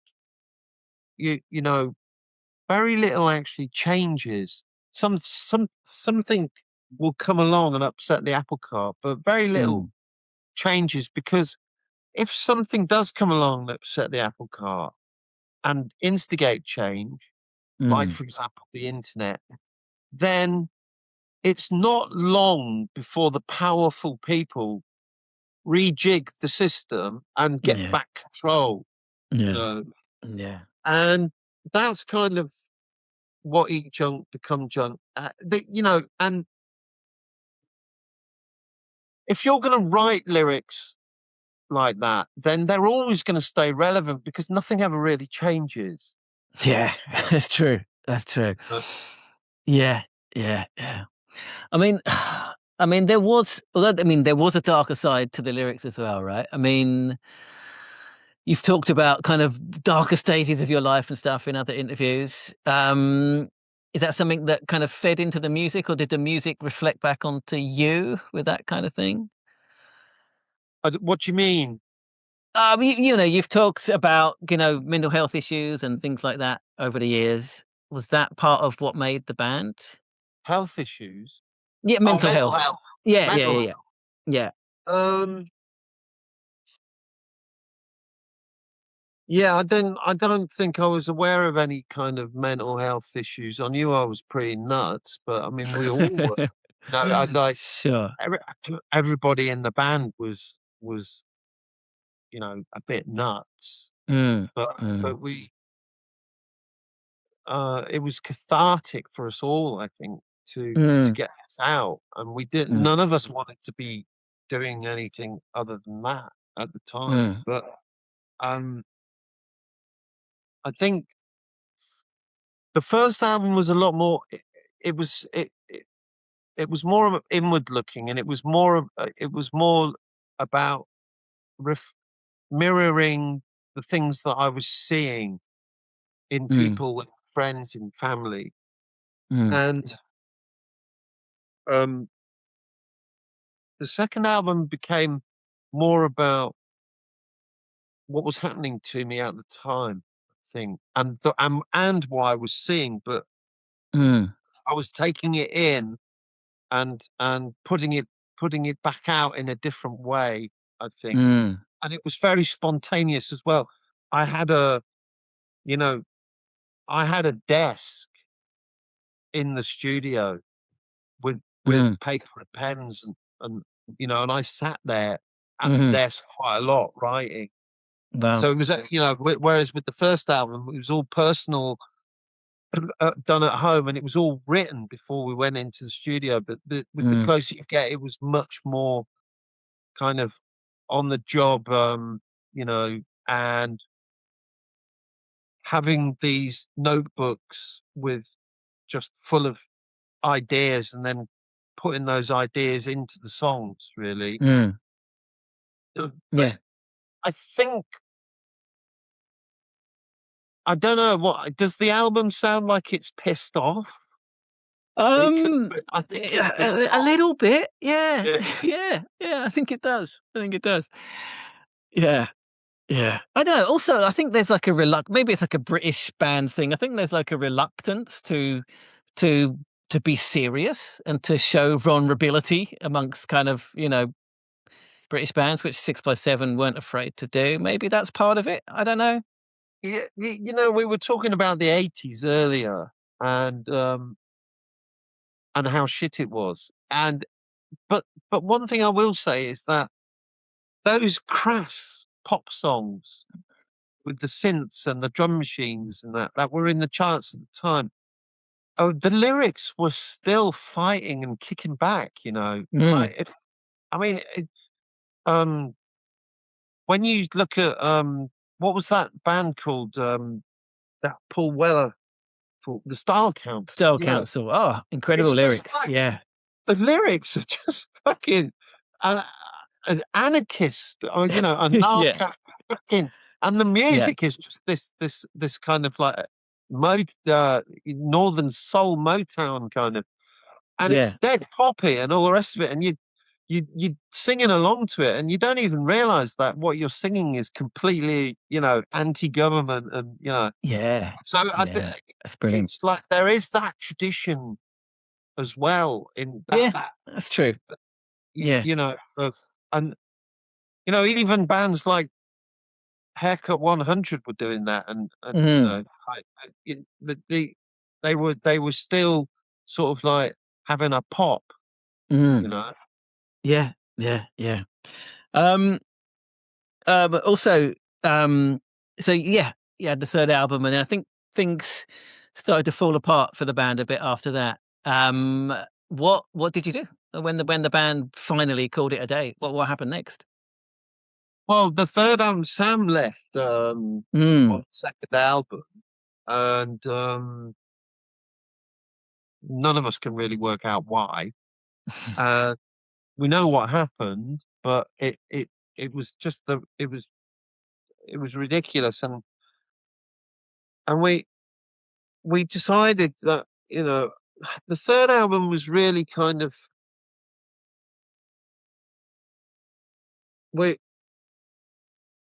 after Sam left, I sort of went home and I just thought I'm going to write this third album completely on my own and take it to the band and just go, this is it. This is what we're doing. And we had our own little studio at Rubber Biscuit, and we had a Mackie desk and stuff. And we were in there and we were demoing and recording and putting all the stuff together. And well, not so much demoing. It was more kind of just like I literally wrote all the songs on that album at home, and took them to the band, and then we just went through them. And the record label came down and heard what we were doing and said, it's you've got to go to a proper studio. This sounds shit. And the main desk is not good enough. So they let us go to Rockfield. We went to Rockfield. Oh, wow. And we recorded, we just literally would put a DAT in, speed is in, speed is out, or so close, or something like that, and just go, right, let's play it. And we'd play it all day, and then we'd go and have dinner, and then we'd go down to the off license, and we'd get some Stella, and then we'd drink a couple of cans of Stella, and then we'd go back into the room, turn all the lights down, and then play it. And then the first time we played it right, in all the right, we had a saying which was all the right notes in all the right places. And the very first capturing of that moment went onto the record, and it was completely live. Wow. So that album's like, the vocals were put on afterwards, but they were put on live as well. Because of the spill, we were getting so much spill. And so, but some of the vocals were kept, but mostly we took a week off because my voice had shagged, and so we went back, and then we spent another week putting the vocals on. That album sold 75,000 copies. It was by far the best-selling album we ever did. Wow. I mean, The Closer You Get only sold like 30,000 copies. No way. That's the poorest-selling album we've ever done. And it's the best one. Well, that's the one that everyone always goes on about. The Enemy gave it 9 out of 10, but no one bought it. That's and insane. The first album was sold much, much more than the second one. And the third one actually went into the fucking charts. Wow. It does have a slightly more commercial sound to it, I have to say. It does. Well, it had I Owe You Love on it, which kind of went to number 42 in the charts. So, 7-inch here. There you go. That's it. And that song kind of made that album work. Oh, it's beautiful, though. It's great. It's great. Yeah, I mean, and then we went on tour for a year afterwards. And what happened then? We got dropped. That was it. Okay, that was it. Because dropped us. That was it. Simple as they that. Dropped us on the 11th of September. 9/11. Yeah. A year after the Twin Towers came down. Sure. We got dropped. And then the bass player was like, I'm out of here. He left. Okay. He's like, well, no record deal, no me. See you later. And off he went. And there was just the three of us then. Wow. So I went and wrote the next album, which was called 04. I wrote that like onto mini disc, and I took that in, and we went back to the same studio that we did The Closer You Get in and recorded that, and we did bits at home, and then we formed our own record label, and we just did it from there, really. But I think since then it's kind of, I've just carried on. Yeah. And, and sometimes, other people have come back, like Sam came back for a while, and Chris comes back, and a different bass player comes back, and then when we did The Closer You, when Beggars re-released stuff, even because it was back on a proper record label, the bass player came back, but only for 2 gigs, and he fucked off again because the record label were only going to do it for that long. So he was like, I'm doing it. He seems to only want to do it if there's actually a record label there. Right. Without a record label, he doesn't have the kind of like, he doesn't see the point, and he's off back. Sure. So people come in and we go and do some gigs or whatever, but mainly now it's just me and my son, who's a phenomenal drummer, and and like now we're getting back together again to do something, the whole band. Just with the original drummer and my son. My son's going to play. I mean, we occasionally we get together and just play the things we make in a place in London and in So or we'll go and do an album or play something. But I get emails all the time from people going like, I missed you. You're brilliant. I've just discovered you. You're amazing. Why don't you play live? And I'm like, well, because we can't. Because it's fucking impossible. Why don't you come to Paris and play? It's like, well, I've played there 7 times. Where were you? Yeah. Because we used to go to Paris and Rome, and we toured Europe, and we went to America. We played these places, and there was 20 people there. Yeah. No one. Yeah. It was like the Velvet Underground. Nobody came to see the band.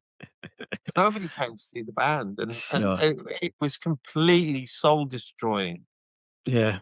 The 20 people that were there were like, "Whoa, I'm a fan for life," There you go. Worked on me. I just want to quickly ask you about a couple of books that you put out. Got them here. I'll ask about Bleak Strategies. Can you explain the concept to our listeners? I very much enjoy flicking through this from time to time. Oh, that was I woke up one morning with a rampant hangover. Yeah. And I just wrote the book in bed in a 4-hour session. Brilliant. I didn't get up. I just sat there right with the laptop doing it. Yeah. And then I collected it all together, sent it to my mate, and he wrote back, "Are you all right, Chris?"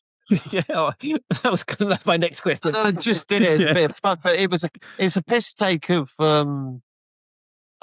Brian Eno's Oblique Strategies. Oblique Strategies, that's it. Yeah. Which is where you're in the studio and you come across a creative block.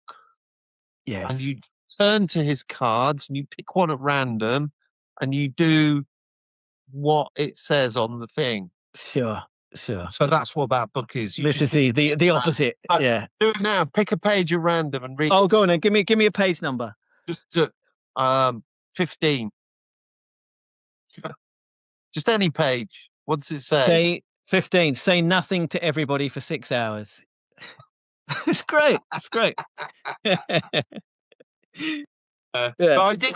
I've written an autobiography as well. That's quite good. I've got this one, the lyrics book, it's got quite a lot of biography stuff in it. Is that the one? No, there's another one. It's a proper full book. It's like I have to check that. Okay. And it's called Counting Clouds in a Clear Blue Empty Sky. Whoa. Oh, okay. Got it. You can get it. You can get it for free. Yes. Off my Bandcamp site. Oh, really? Oh, as a download. It came out. It came out as a hardback book. Mm. But you can get the PDF of it for free on the Bandcamp site. I'll probably do that. Okay, brilliant. Didn't know that at all. That's the story of that, of the band, how it formed, my life and everything. And the interesting thing I think about the book is that what I did was I wrote it so that you can dip into any chapter anywhere. So you don't have to read it chronologically, and it doesn't start off with the first 3 chapters are not about my fucking school that I went to. Sure. I fucking hate that when you buy a book by fucking Ozzy Osbourne or Neil Young or something like that, and the first the 1/3 of it is dedicated to a childhood. Yeah, who gives a fuck, right? Yeah, we'll get to the band stuff. Yeah. Yeah, I guess the childhood is important in that it informed this person's, what happened. But it's like, no, just tell me about when you made Rust Never Sleeps, really. I don't know about this band that you were in the in the late 50s, early 60s in Canada, Sure. But that's so what I did with my book is I wrote it so that you could just go anywhere. There is that bit about my childhood, but it's not very long. Oh, I'll definitely check that out. Thank you. All right, I'm conscious I've kept you a super long time, so just one final question, if that's okay. And we ask every person we interview the same question.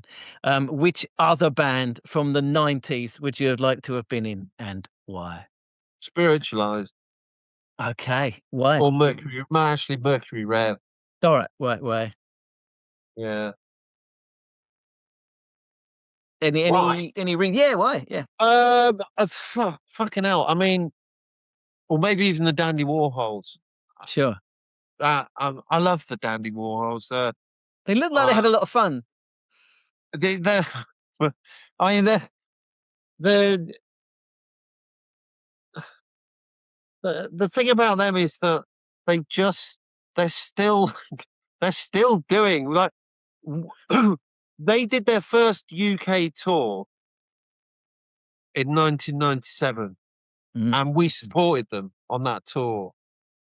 And what they were doing then, essentially, they're still doing now. Yeah.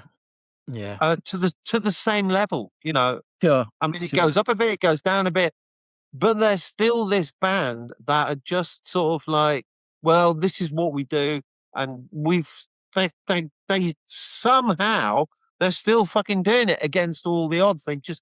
They're brilliant. You know, when you watch them live, they're absolutely fucking brilliant, and they're, you know, I've seen the Dandy Warhols more than any other band, but I think I was joking with Pete where I said to him, I've seen more Dandy Warhols sound checks than I've seen any other band, you know. And yeah, absolutely brilliant. I love them for their kind of their spiritual sort of commitment to their muse, and you know, they're just brilliant. And if you want to be in a band, look to the Dandy Warhols, you know, and copy what they're doing, because that's how you do it. Spiritualized, again, it's the same. I first three albums, first two albums really, and then after that, I'm not really that bothered. But such a great band back then to go and see. Yeah. You know, with they were just brilliant, and they're still brilliant. You know, they're still brilliant now. They've made the same racket. It's different people, but it doesn't matter. It's the same songs, and the band are really good, and they project it out exactly like they used to. Mercury Rev, I think, you know, just probably the greatest of them all, really, is Mercury. But first three albums, especially "See You on the Other Side." But I mean, it took me a while to get into Deserter Songs. So at first, I was so shocked by it because it was so. It was almost like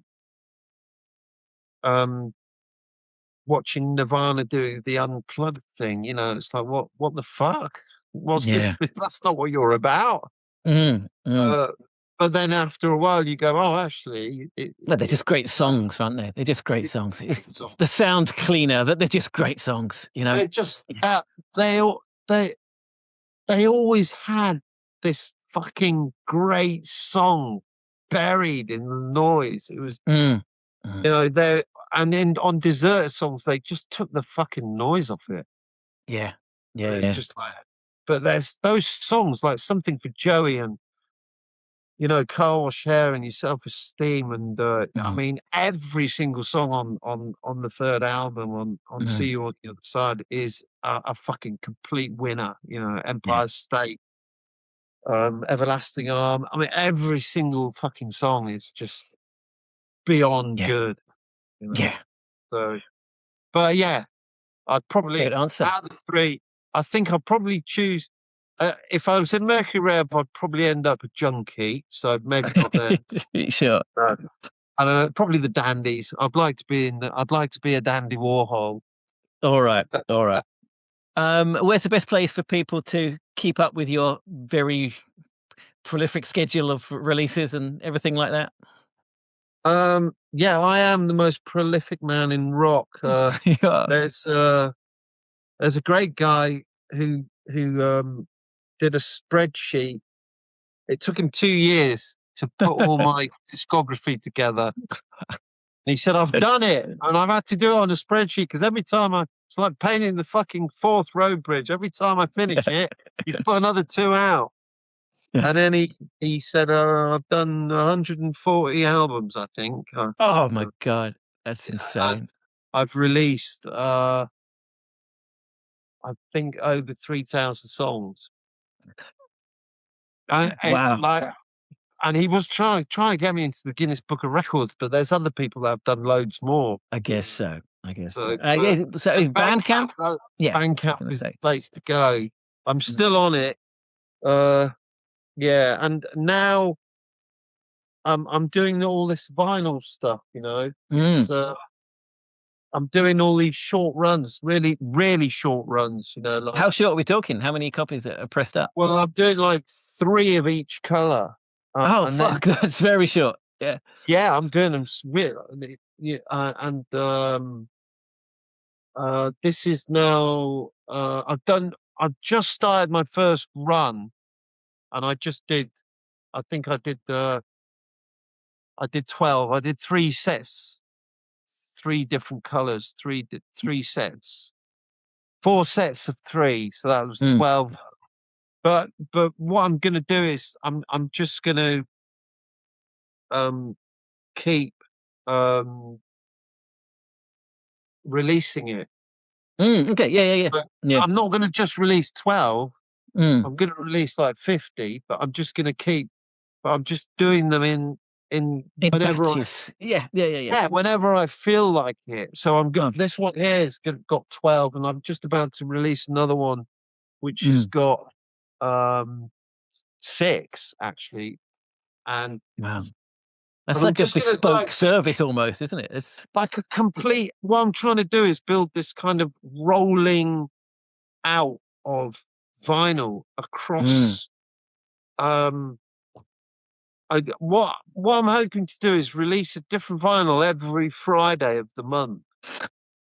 You know, so, and then if people go like, oh, I missed out on that one, I'll back order it and put it out. And then if they miss out on it again, then I'll back order it and put out another 3 until it stops selling. So the idea is that instead of just making a record and putting it out, making 300 or 100 or whatever, I'm just going to do them in these groups of 12 or 6 or 9, and then make each one different, and then just keep rolling them out so that it's a completely different way to present music. Incredible. Yeah, it's really interesting. Great. So like every week there's some. So what I'm trying to do at the moment is to get things rolling. It takes a month to 6 weeks to get the vinyl from when you've paid for it to when it arrives at your house. So I've just started this process now. So it's going to take me a couple of months before I get into, because I've got, when I sell the first batch, all the money for that is going to go into the next batch. And it'll probably take me 3 to 6 months to get the whole thing rolling. But it'll be a completely new way to incredible. I love it. Release music, and also I'll be able to go into my back catalogue. You know, the 140 albums that I've already released, and I'll be able to pick and mix and match and release stuff and remaster it and put stuff out and try different things with new stuff as well. So there's a complete. So I'd encourage people to come down and get involved in that on the Bandcamp site, and you know, there's not a lot up there at the moment because it's all sold out. There's a Chris Olley solo album, which I did at Rockfield, but I've got about 5 of them left, but there's not really that much on the site at the moment because as soon as I put it up, it just goes. Yeah, because there's not because I'm so sought after and brilliant. Sure, but it's because there's so little of it. But that's a brilliant way to do it. I love that. That's great. Yeah, but The one thing I don't want to do is piss people off. So that if so, I'm always going to do it so that if you really want it, I'll make sure you get it. Because I'll just order it. You just email me and just go, I missed that one. I really want it. And I'll go, right, I'll fucking order it in for you then, and it will be there for you. You know, so no one will miss out if they really want it. But I'm always just trying to think of new ways to present music and make music. And you've got to go out and look around at what's there and what's available and try and use it to your advantage. And you can survive, you know. Sure. It's great. That's basically what I do. It's just about survival. But hopefully, we're just about to confirm a gig at the Moth Club down in London. Where are you based? Okay. Brian? Tokyo. Are you in Tokyo now? Yeah. It's a bit of a commute to. So where are those records? Where did you find them all? In Tokyo? Most of them in Tokyo. Well, the ones. Yeah. I guess I did. When did I mean, even like the closer you get, when was that? 2000? I bought that in England, but I think I came over in like 2002. I think I must have bought the third album over here, maybe. I don't know. Yeah. Yeah. Has it got extra tracks on it? No, I think it's just the UK release. Yeah. Let's have a look. No, it hasn't. No, just Bad Man's the last track. No. Okay. Yeah. So no, bit of a way for me, but yeah. I've got the Japanese CD version. It's got 2 CDs. It's got. They often do. They often have extra tracks for the Japanese ones. Yeah. So why are you in Tokyo? What's work? I'll tell you. It's okay if I stop the recording now, and then then I'll tell you. How's that? All right. Thank you very much. All right, stop you're the recording. or something. Don't escape. Don't escape. So there we go, a long one. It's a bit outside of our usual sort of length of interview remit, but when you first sent it over, I thought, oh, hang on, hour and a half. That's quite long. But there's nothing you could have cut out. Let's cut this bit out instead. And so we recorded for like 90 minutes, and then we chatted for like at least 40 minutes after we stopped recording as well. No, it was mainly about the record industry and how fucked it is. And, it sounds great. All of that, basically. No, it was great. It was really interesting. And Chris was just such a lovely bloke, man. It was amazing. Oh, man, amazing. But yeah, like I said, we'd like to keep, although it goes against algorithms and all that, we do try and keep the interviews. Well, we do. We keep the interviews whole. But this one, I did think an hour and a half, that's a long time, but it doesn't feel like it. Because he's so interesting and everything. It's only because you can't be asked to edit it. All right. Well, did you enjoy it or not? No, what would you cut?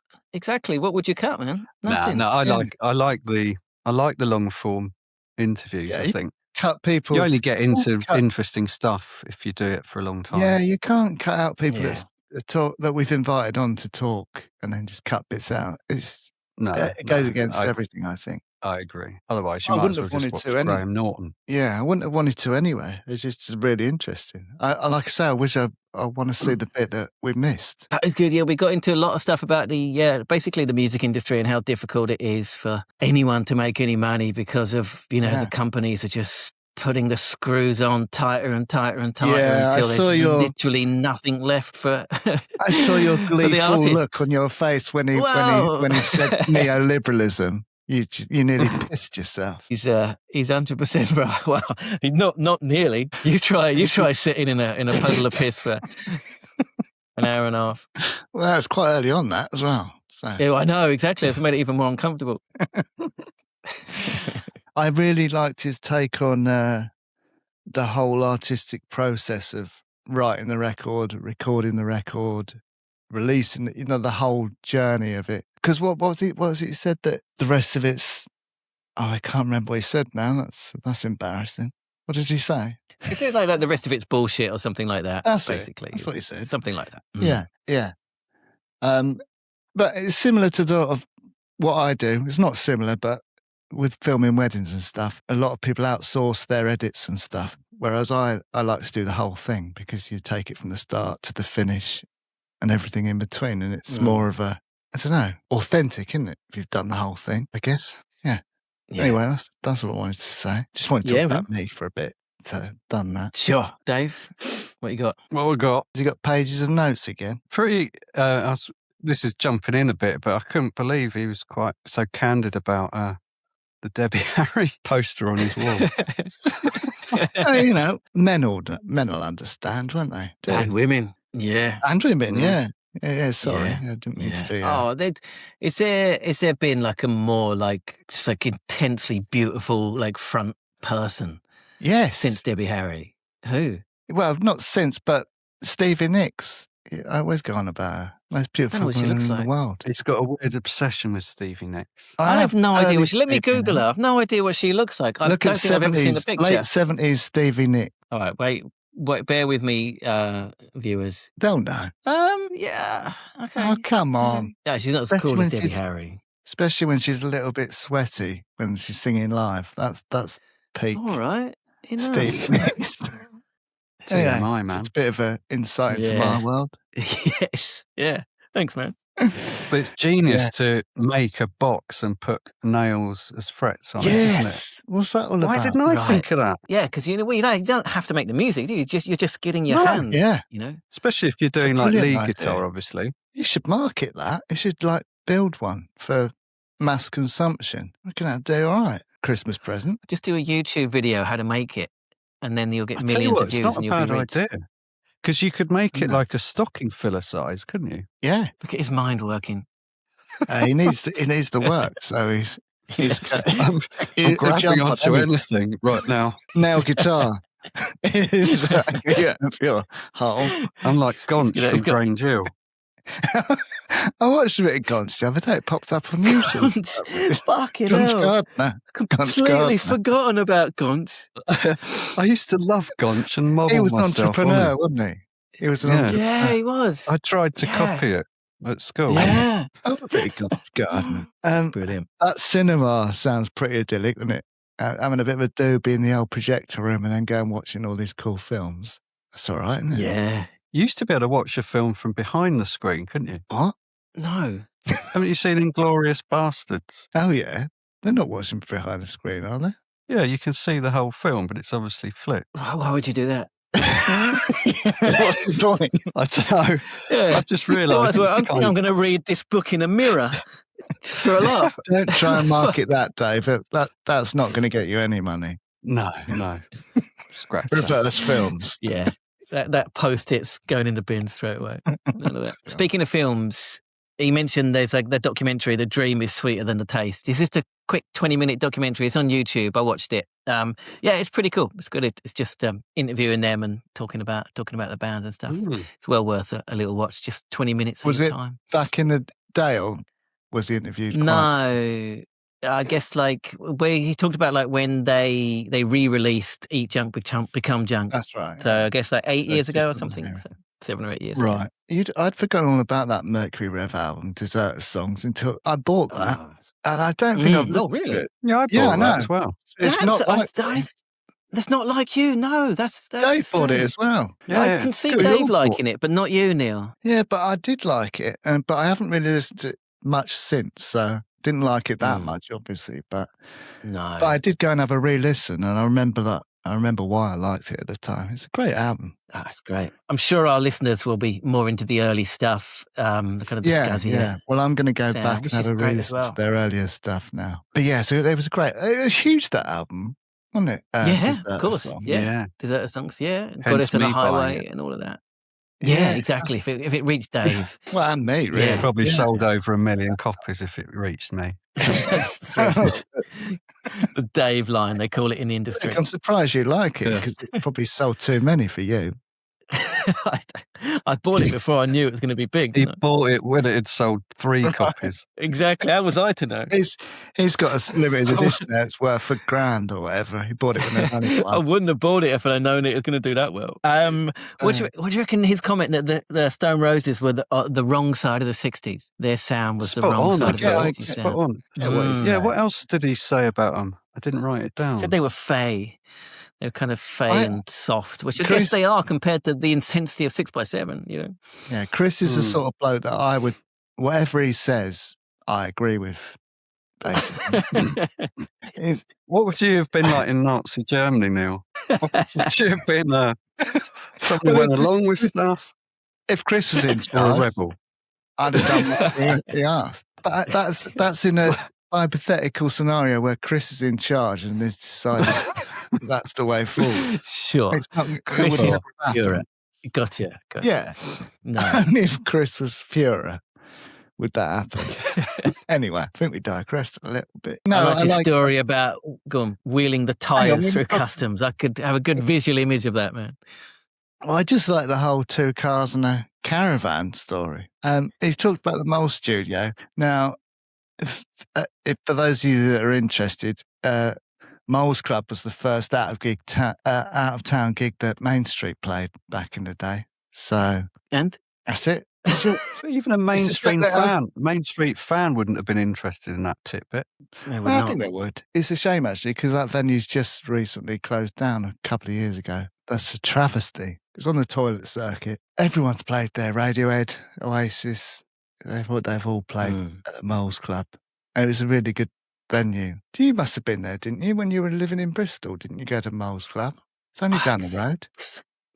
Yeah, I don't think I did. I don't know. Maybe once. I don't know. You should have done it. It's good. It's interesting he was saying that he didn't feel any connection to Britpop. And I guess, sound-wise, they had nothing to do with Britpop, right? And he also said, kind of maybe it stopped them getting signed because they didn't sound like Britpop. It was interesting. Just had to wait it out, I guess, until it was over. And then people were ready for something new. Which makes you wonder how many other bands sort of just don't get anywhere because they're wrong place at the wrong time. Yeah. Many, many, many. Yeah. Yeah. Main Street suffered from that a little bit. Oh, my God. But if you think about how many bands there are, think about how many, I'm not talking about Main Street anymore, but think about how many bands there must be and have been and how many of them must have been amazing, but just no one ever listened to. Just think about that. Yeah. Just think about it. I don't know about... I think the really good ones will get through. The 5-star ones will get through. The 4-star ones, they might be unlucky. I think that's only true if they persevere, though. Less. When you know you've got something. If your heart's in it and that's all you want to do, stop. then you just keep going, don't you? Don't agree. Yeah. I'm with Jarvis Cocker on this one. What did he say? So what's the line? Some people say the cream always rises to the top, but I say shit floats. Interesting. Really, was he talking about bands? He's talking about... No, that's from the song Cunts Are Still Running the World. I don't think it applies to bands. I think it does. What, only the shit ones get anywhere? Not only the shit ones, but it's I think it applies to politics and stuff, but I don't think it applies to art. I'm applying it to the music industry. There you go. Yeah. So when I do my research for these interviews, I always sort of flick between the interview and if he mentions like something, I'll go and have a look on YouTube. That brilliantly cute story.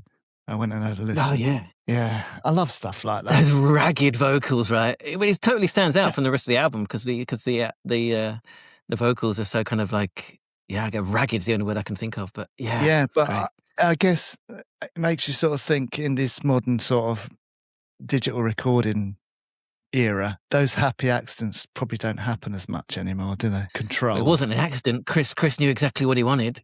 And he was fucking right? Yeah, the sound guy made me think, I bet that was like Neil, right? Insisting on a certain mic. Yeah, you probably could identify with that sound guy. A little bit, yeah, but who was it? Listeners don't know, but Neil stops each episode about 10 or 15 times because he's not happy with some fucking sound or other that me and Dave can't hear. Harsh. Bit harsh. It's true. But I think, who was it? It's an unfortunate example, but it's Bono that he always uses as an SM57. SM57 for what? Basically, it's the standard sort of mic you have on stage. Not anymore because a lot of them are wireless and stuff. But it used to be if you're playing live, you always sung into an SM57. But Bono in the studio, he refused to use the expensive mics, and he always used a SM57. That's the story. I don't know if it's true. There we go. Okay. Apparently so, because it suited his With voice. a child's mic stand. Is he short? Is he short? Is it? Yeah. I didn't know that. He's shorter than me, I think. It's like Bono. Right. Oh, turning up are. that's true. And then the Napoleon syndrome or whatever it's called. Yeah. What's that? What's a Napoleon syndrome? What? Like short people are tyrants. Well, like you two. I don't think I'm a tyrant. I really don't. Dave's a tyrant, isn't he? Dave is. He's a fucking man. Luke's a bit of a tyrant. In what way? Can be a tyrant. Listeners, viewers, You've both got I'm really not. Tyrannical tendencies. Is that the right word, or is that a spider? No. That's a spider. Tyrannical, I think you mean. That's what I meant. Yeah. Close enough. When he was describing how they got their loud sound, that was that fucking was my fascinating, next point. man. Shut up, it doesn't matter. It's not a competition who brings up the point. You always say this. I don't understand what you're talking about. I was excited about saying it. Before. You've stolen my thunder. I didn't steal anything. We're having a chat. That should have been higher up in your list of points, Neil. I do it in chronological order. That was one of my favourite bits of the interview. That was incredible to hear that process, wasn't it? Yeah, we learned something there, didn't we? We really did. They really, really practiced and worked it out, like methodically, right? It's not easy. It's quite difficult to get a good guitar sound anyway. Doing that and the building interplay it between those two guitars to build it. That's incredible, right? Yeah, that's really something. Neil, you came with me to see 6x7 once, right? In Brighton. Yeah. Yes, I did, yeah. Pavilion. Yeah. It was at the Pavilion, was it? Okay. Yeah, it was Pavilion, yeah. Yeah, I went to that one. I didn't go to the other two. Oh, fucking, again, just the incredible fucking sound, right? Yeah, because you just think, they've just turned everything up, or they're just loud. But it was really interesting to hear him talk about how they're actually no louder than the band that was on before. They wouldn't be. They got the same equipment, right? They wouldn't be. Not always. Yeah. But more dynamic. They're just more dynamic. And that's the difference. Yeah. Love that. There's not many bands. There is no 11 in reality, is there? I guess all those bands that have that wall of sound go through a similar technique to build it. Whatever it works, basically. It works. But it's not, it's not just a case of everyone turn their guitars up. And that'll do. That'll make it sound big and loud. Yeah. Well, like I said, he has 3 stages, cleanly distorted. What was it? Very distorted and massively distorted. That's great. Imagine that buzz, hitting that button, knowing you're going into stage 3. Going to take everyone's heads off. I did really enjoy when he was talking about his little sort of vinyl cottage industry that he's got. I love that. He's so passionate about it. But he's right, though, isn't he? That is the way to do it. Well, let's talk about this. What an incredible idea. Is this the way forward? This kind of bespoke service to fans? It sounds like the way forward for the music industry, right? On this level. Well, for certain parts of the music industry, not all of it, I guess. And a lot of people just want to sell as many records as they can, don't they? But that's not his aim. Really, I'd like to think it would work. I don't know how much money you make out of doing it that way, whether it's like a sustainable business or not. I don't know. Hey, if you're the business brain, what do you reckon about his idea? This kind of very, very small batches, but not making it limited edition, just waiting until enough people want it before you make a few more, and then wait again until more people want it, and then you make a few more. Yeah, I mean, it's nice. It's a nice way of doing it. But yeah, it doesn't sound like any big money's involved or anything like that. It's kind of an authentic way of doing it, isn't it? Yeah, I like it. Like if I was a vinyl collector, I do wish I was sometimes, then that looks like, they just looked really nice what he was offering, didn't he? With the different coloured vinyl and stuff. 3 of each colour, right? Those ones he had. Yeah. Yeah, I think for the fan base that he's already built up, I think it works, right? If you've got like a loyal fan base. I don't think it would work if you're just starting out. I don't know. Maybe it would. Maybe that is a good way to do it for smaller bands. I don't know. Maybe that is the other. And you're operating the other outside area it might of work in. the industry, right? Yeah. If you're like a machine, right? That you can just press your own vinyl record at home. Get onto it, Dave. Get onto it, Dave. Then you can just do it on demand completely. How hard could it be? Well, you see, vinyl pressing plants is a big problem for smaller bands because all of the big acts buy them all up, right? Yeah, well, they all got shut down, didn't they, for a while because everyone stopped buying vinyl. Yeah, well, exactly, and then they started them all up, but then they all, they get taken over by the big record companies pressing like the fucking 89th edition of fucking Rumours and charging people 60 quid a fucking pop. And it's a fucking piece of shit. And then it's not, it's a good album. And she's rough as fuck. And she's not in the 70s. Not in the 70s. I normally wouldn't say anything so misogynistic as calling a female singer rough. I just did it to make fun of Neil because I'm just going to clip. You've got to cut that out, man. I'm just going to clip it. Keep it in because I've explained myself now. No, I'm just going to cut where I explain myself. Basically, every time in this episode that you've mentioned a woman, I'm just going to clip it all together. Just put a short out of him saying she's rough as fuck. Yeah, that's it. Put that on TikTok. It's going to destroy my reputation. I'll AI it as well. I'll make it even worse. Make like my eyes red or something. I'll just say that like they did to Tony Blair. Surprising to hear that he didn't enjoy the live experience. That was a big surprise to me because... Oh, yeah, he was puking and stuff. Yeah, because, again, they're such an amazing live band and he's such an engaging live presence with this kind of real full-on intensity. So it's a weird one, though, isn't it? We've spoken about this before. Like a lot of these bands, they just want to make music. They don't like the live bit. Well, that's exactly Chris, right? He goes to the studio every single day and creates.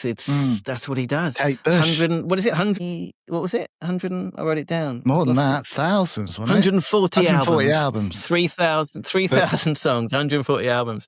That is... Sorry, Luke. Maybe if you're a puker, though, it's kind of a way of dealing with the stress. You don't actually feel as scared when you're on but he stage. said he didn't really enjoy it. He just wasn't interested. Yeah, he wanted to be in the studio. This wasn't what he. But he did realise that to get your music out there, you have to play it live. Yeah, like I said, everyone ignored me, but like Kate Bush, similar. Yeah, she stopped singing live, didn't she? Because she hated it. Well, she couldn't do it. She had stage fright and stuff. She couldn't. A lot of artists. Yeah, why would you? Just because you're a creative person, why would you necessarily be that kind of person that enjoys being in the spotlight like that? It doesn't necessarily follow, does it? It's not something that I understand, but yeah, I get it. No, you don't, because you want to be the most famous person in the world. But I get it, but yeah. The opening song on The Things We Make, A Beautiful Shape, is just about that need to create, which is definitely what Chris has, right? It just relentlessly just creating. Well, yeah, and that's as authentic as you can get as a fucking artist, man. Well done for not saying hunger there. Hate it. I got a pet hate when the word hunger is not used in a food context. I don't know if anyone shares that with me. Really hate it. You must hate that song then, that Temple of the Dog song about going hungry. I'm going hungry. I hate it because it's annoying. Never heard it, already hate it. Put it on the playlist. I think I agree with you, Dave. I think I agree with you. I'm surprised you're still sipping out of that mug, Luke, with Brighton and Hove Albion's run lately. Oh, I know. Switched it to Man City mug. Yeah. No, Luke likes it when the team's the underdog. He only liked Brighton when they're in the second division. He doesn't like it. when they were sponsored by Donatello's, the local Italian restaurant. I liked him. He's not interested now that when they're doing well. So that's it for this one. If you're watching, give it a thumbs up, subscribe to our channel, get involved in the comments. Let us know your favourite 6x7 records, gigs, all that sort of stuff. And if you're listening, share it with your friends so they can find the podcast. You can sponsor the podcast, Stupid And Contagious Podcast at gmail.com. You buy our merch on our Shopify store.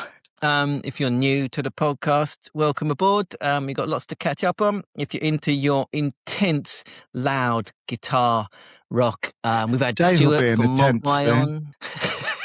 Hey. Good one again. I make a Spotify mixtape for every episode as well, so have a listen to that. Plenty of 6x7 and a load of stuff Chris chatted about on interview. So click on that and have a listen. And thanks to Chris, that was one of my favourite ones so far, basically. Big one for me. Good. So cheers, Chris. That's it for this one. Join us next week. It's a Wang week. Ooh. Oh, don't say ooh. That was really horrible. That was worse than saying that I've got a hunger for something. I couldn't think of what to do, so I just made the first noise that came into my head. Don't do it again. That's all right. I forgive you, but don't do it again. Yeah. So it's a wank week next week. We'll let you know nearer the time what that's going to be about. But that'll be fun. So join us next week for that one. Till then, Dave. See you in a minute.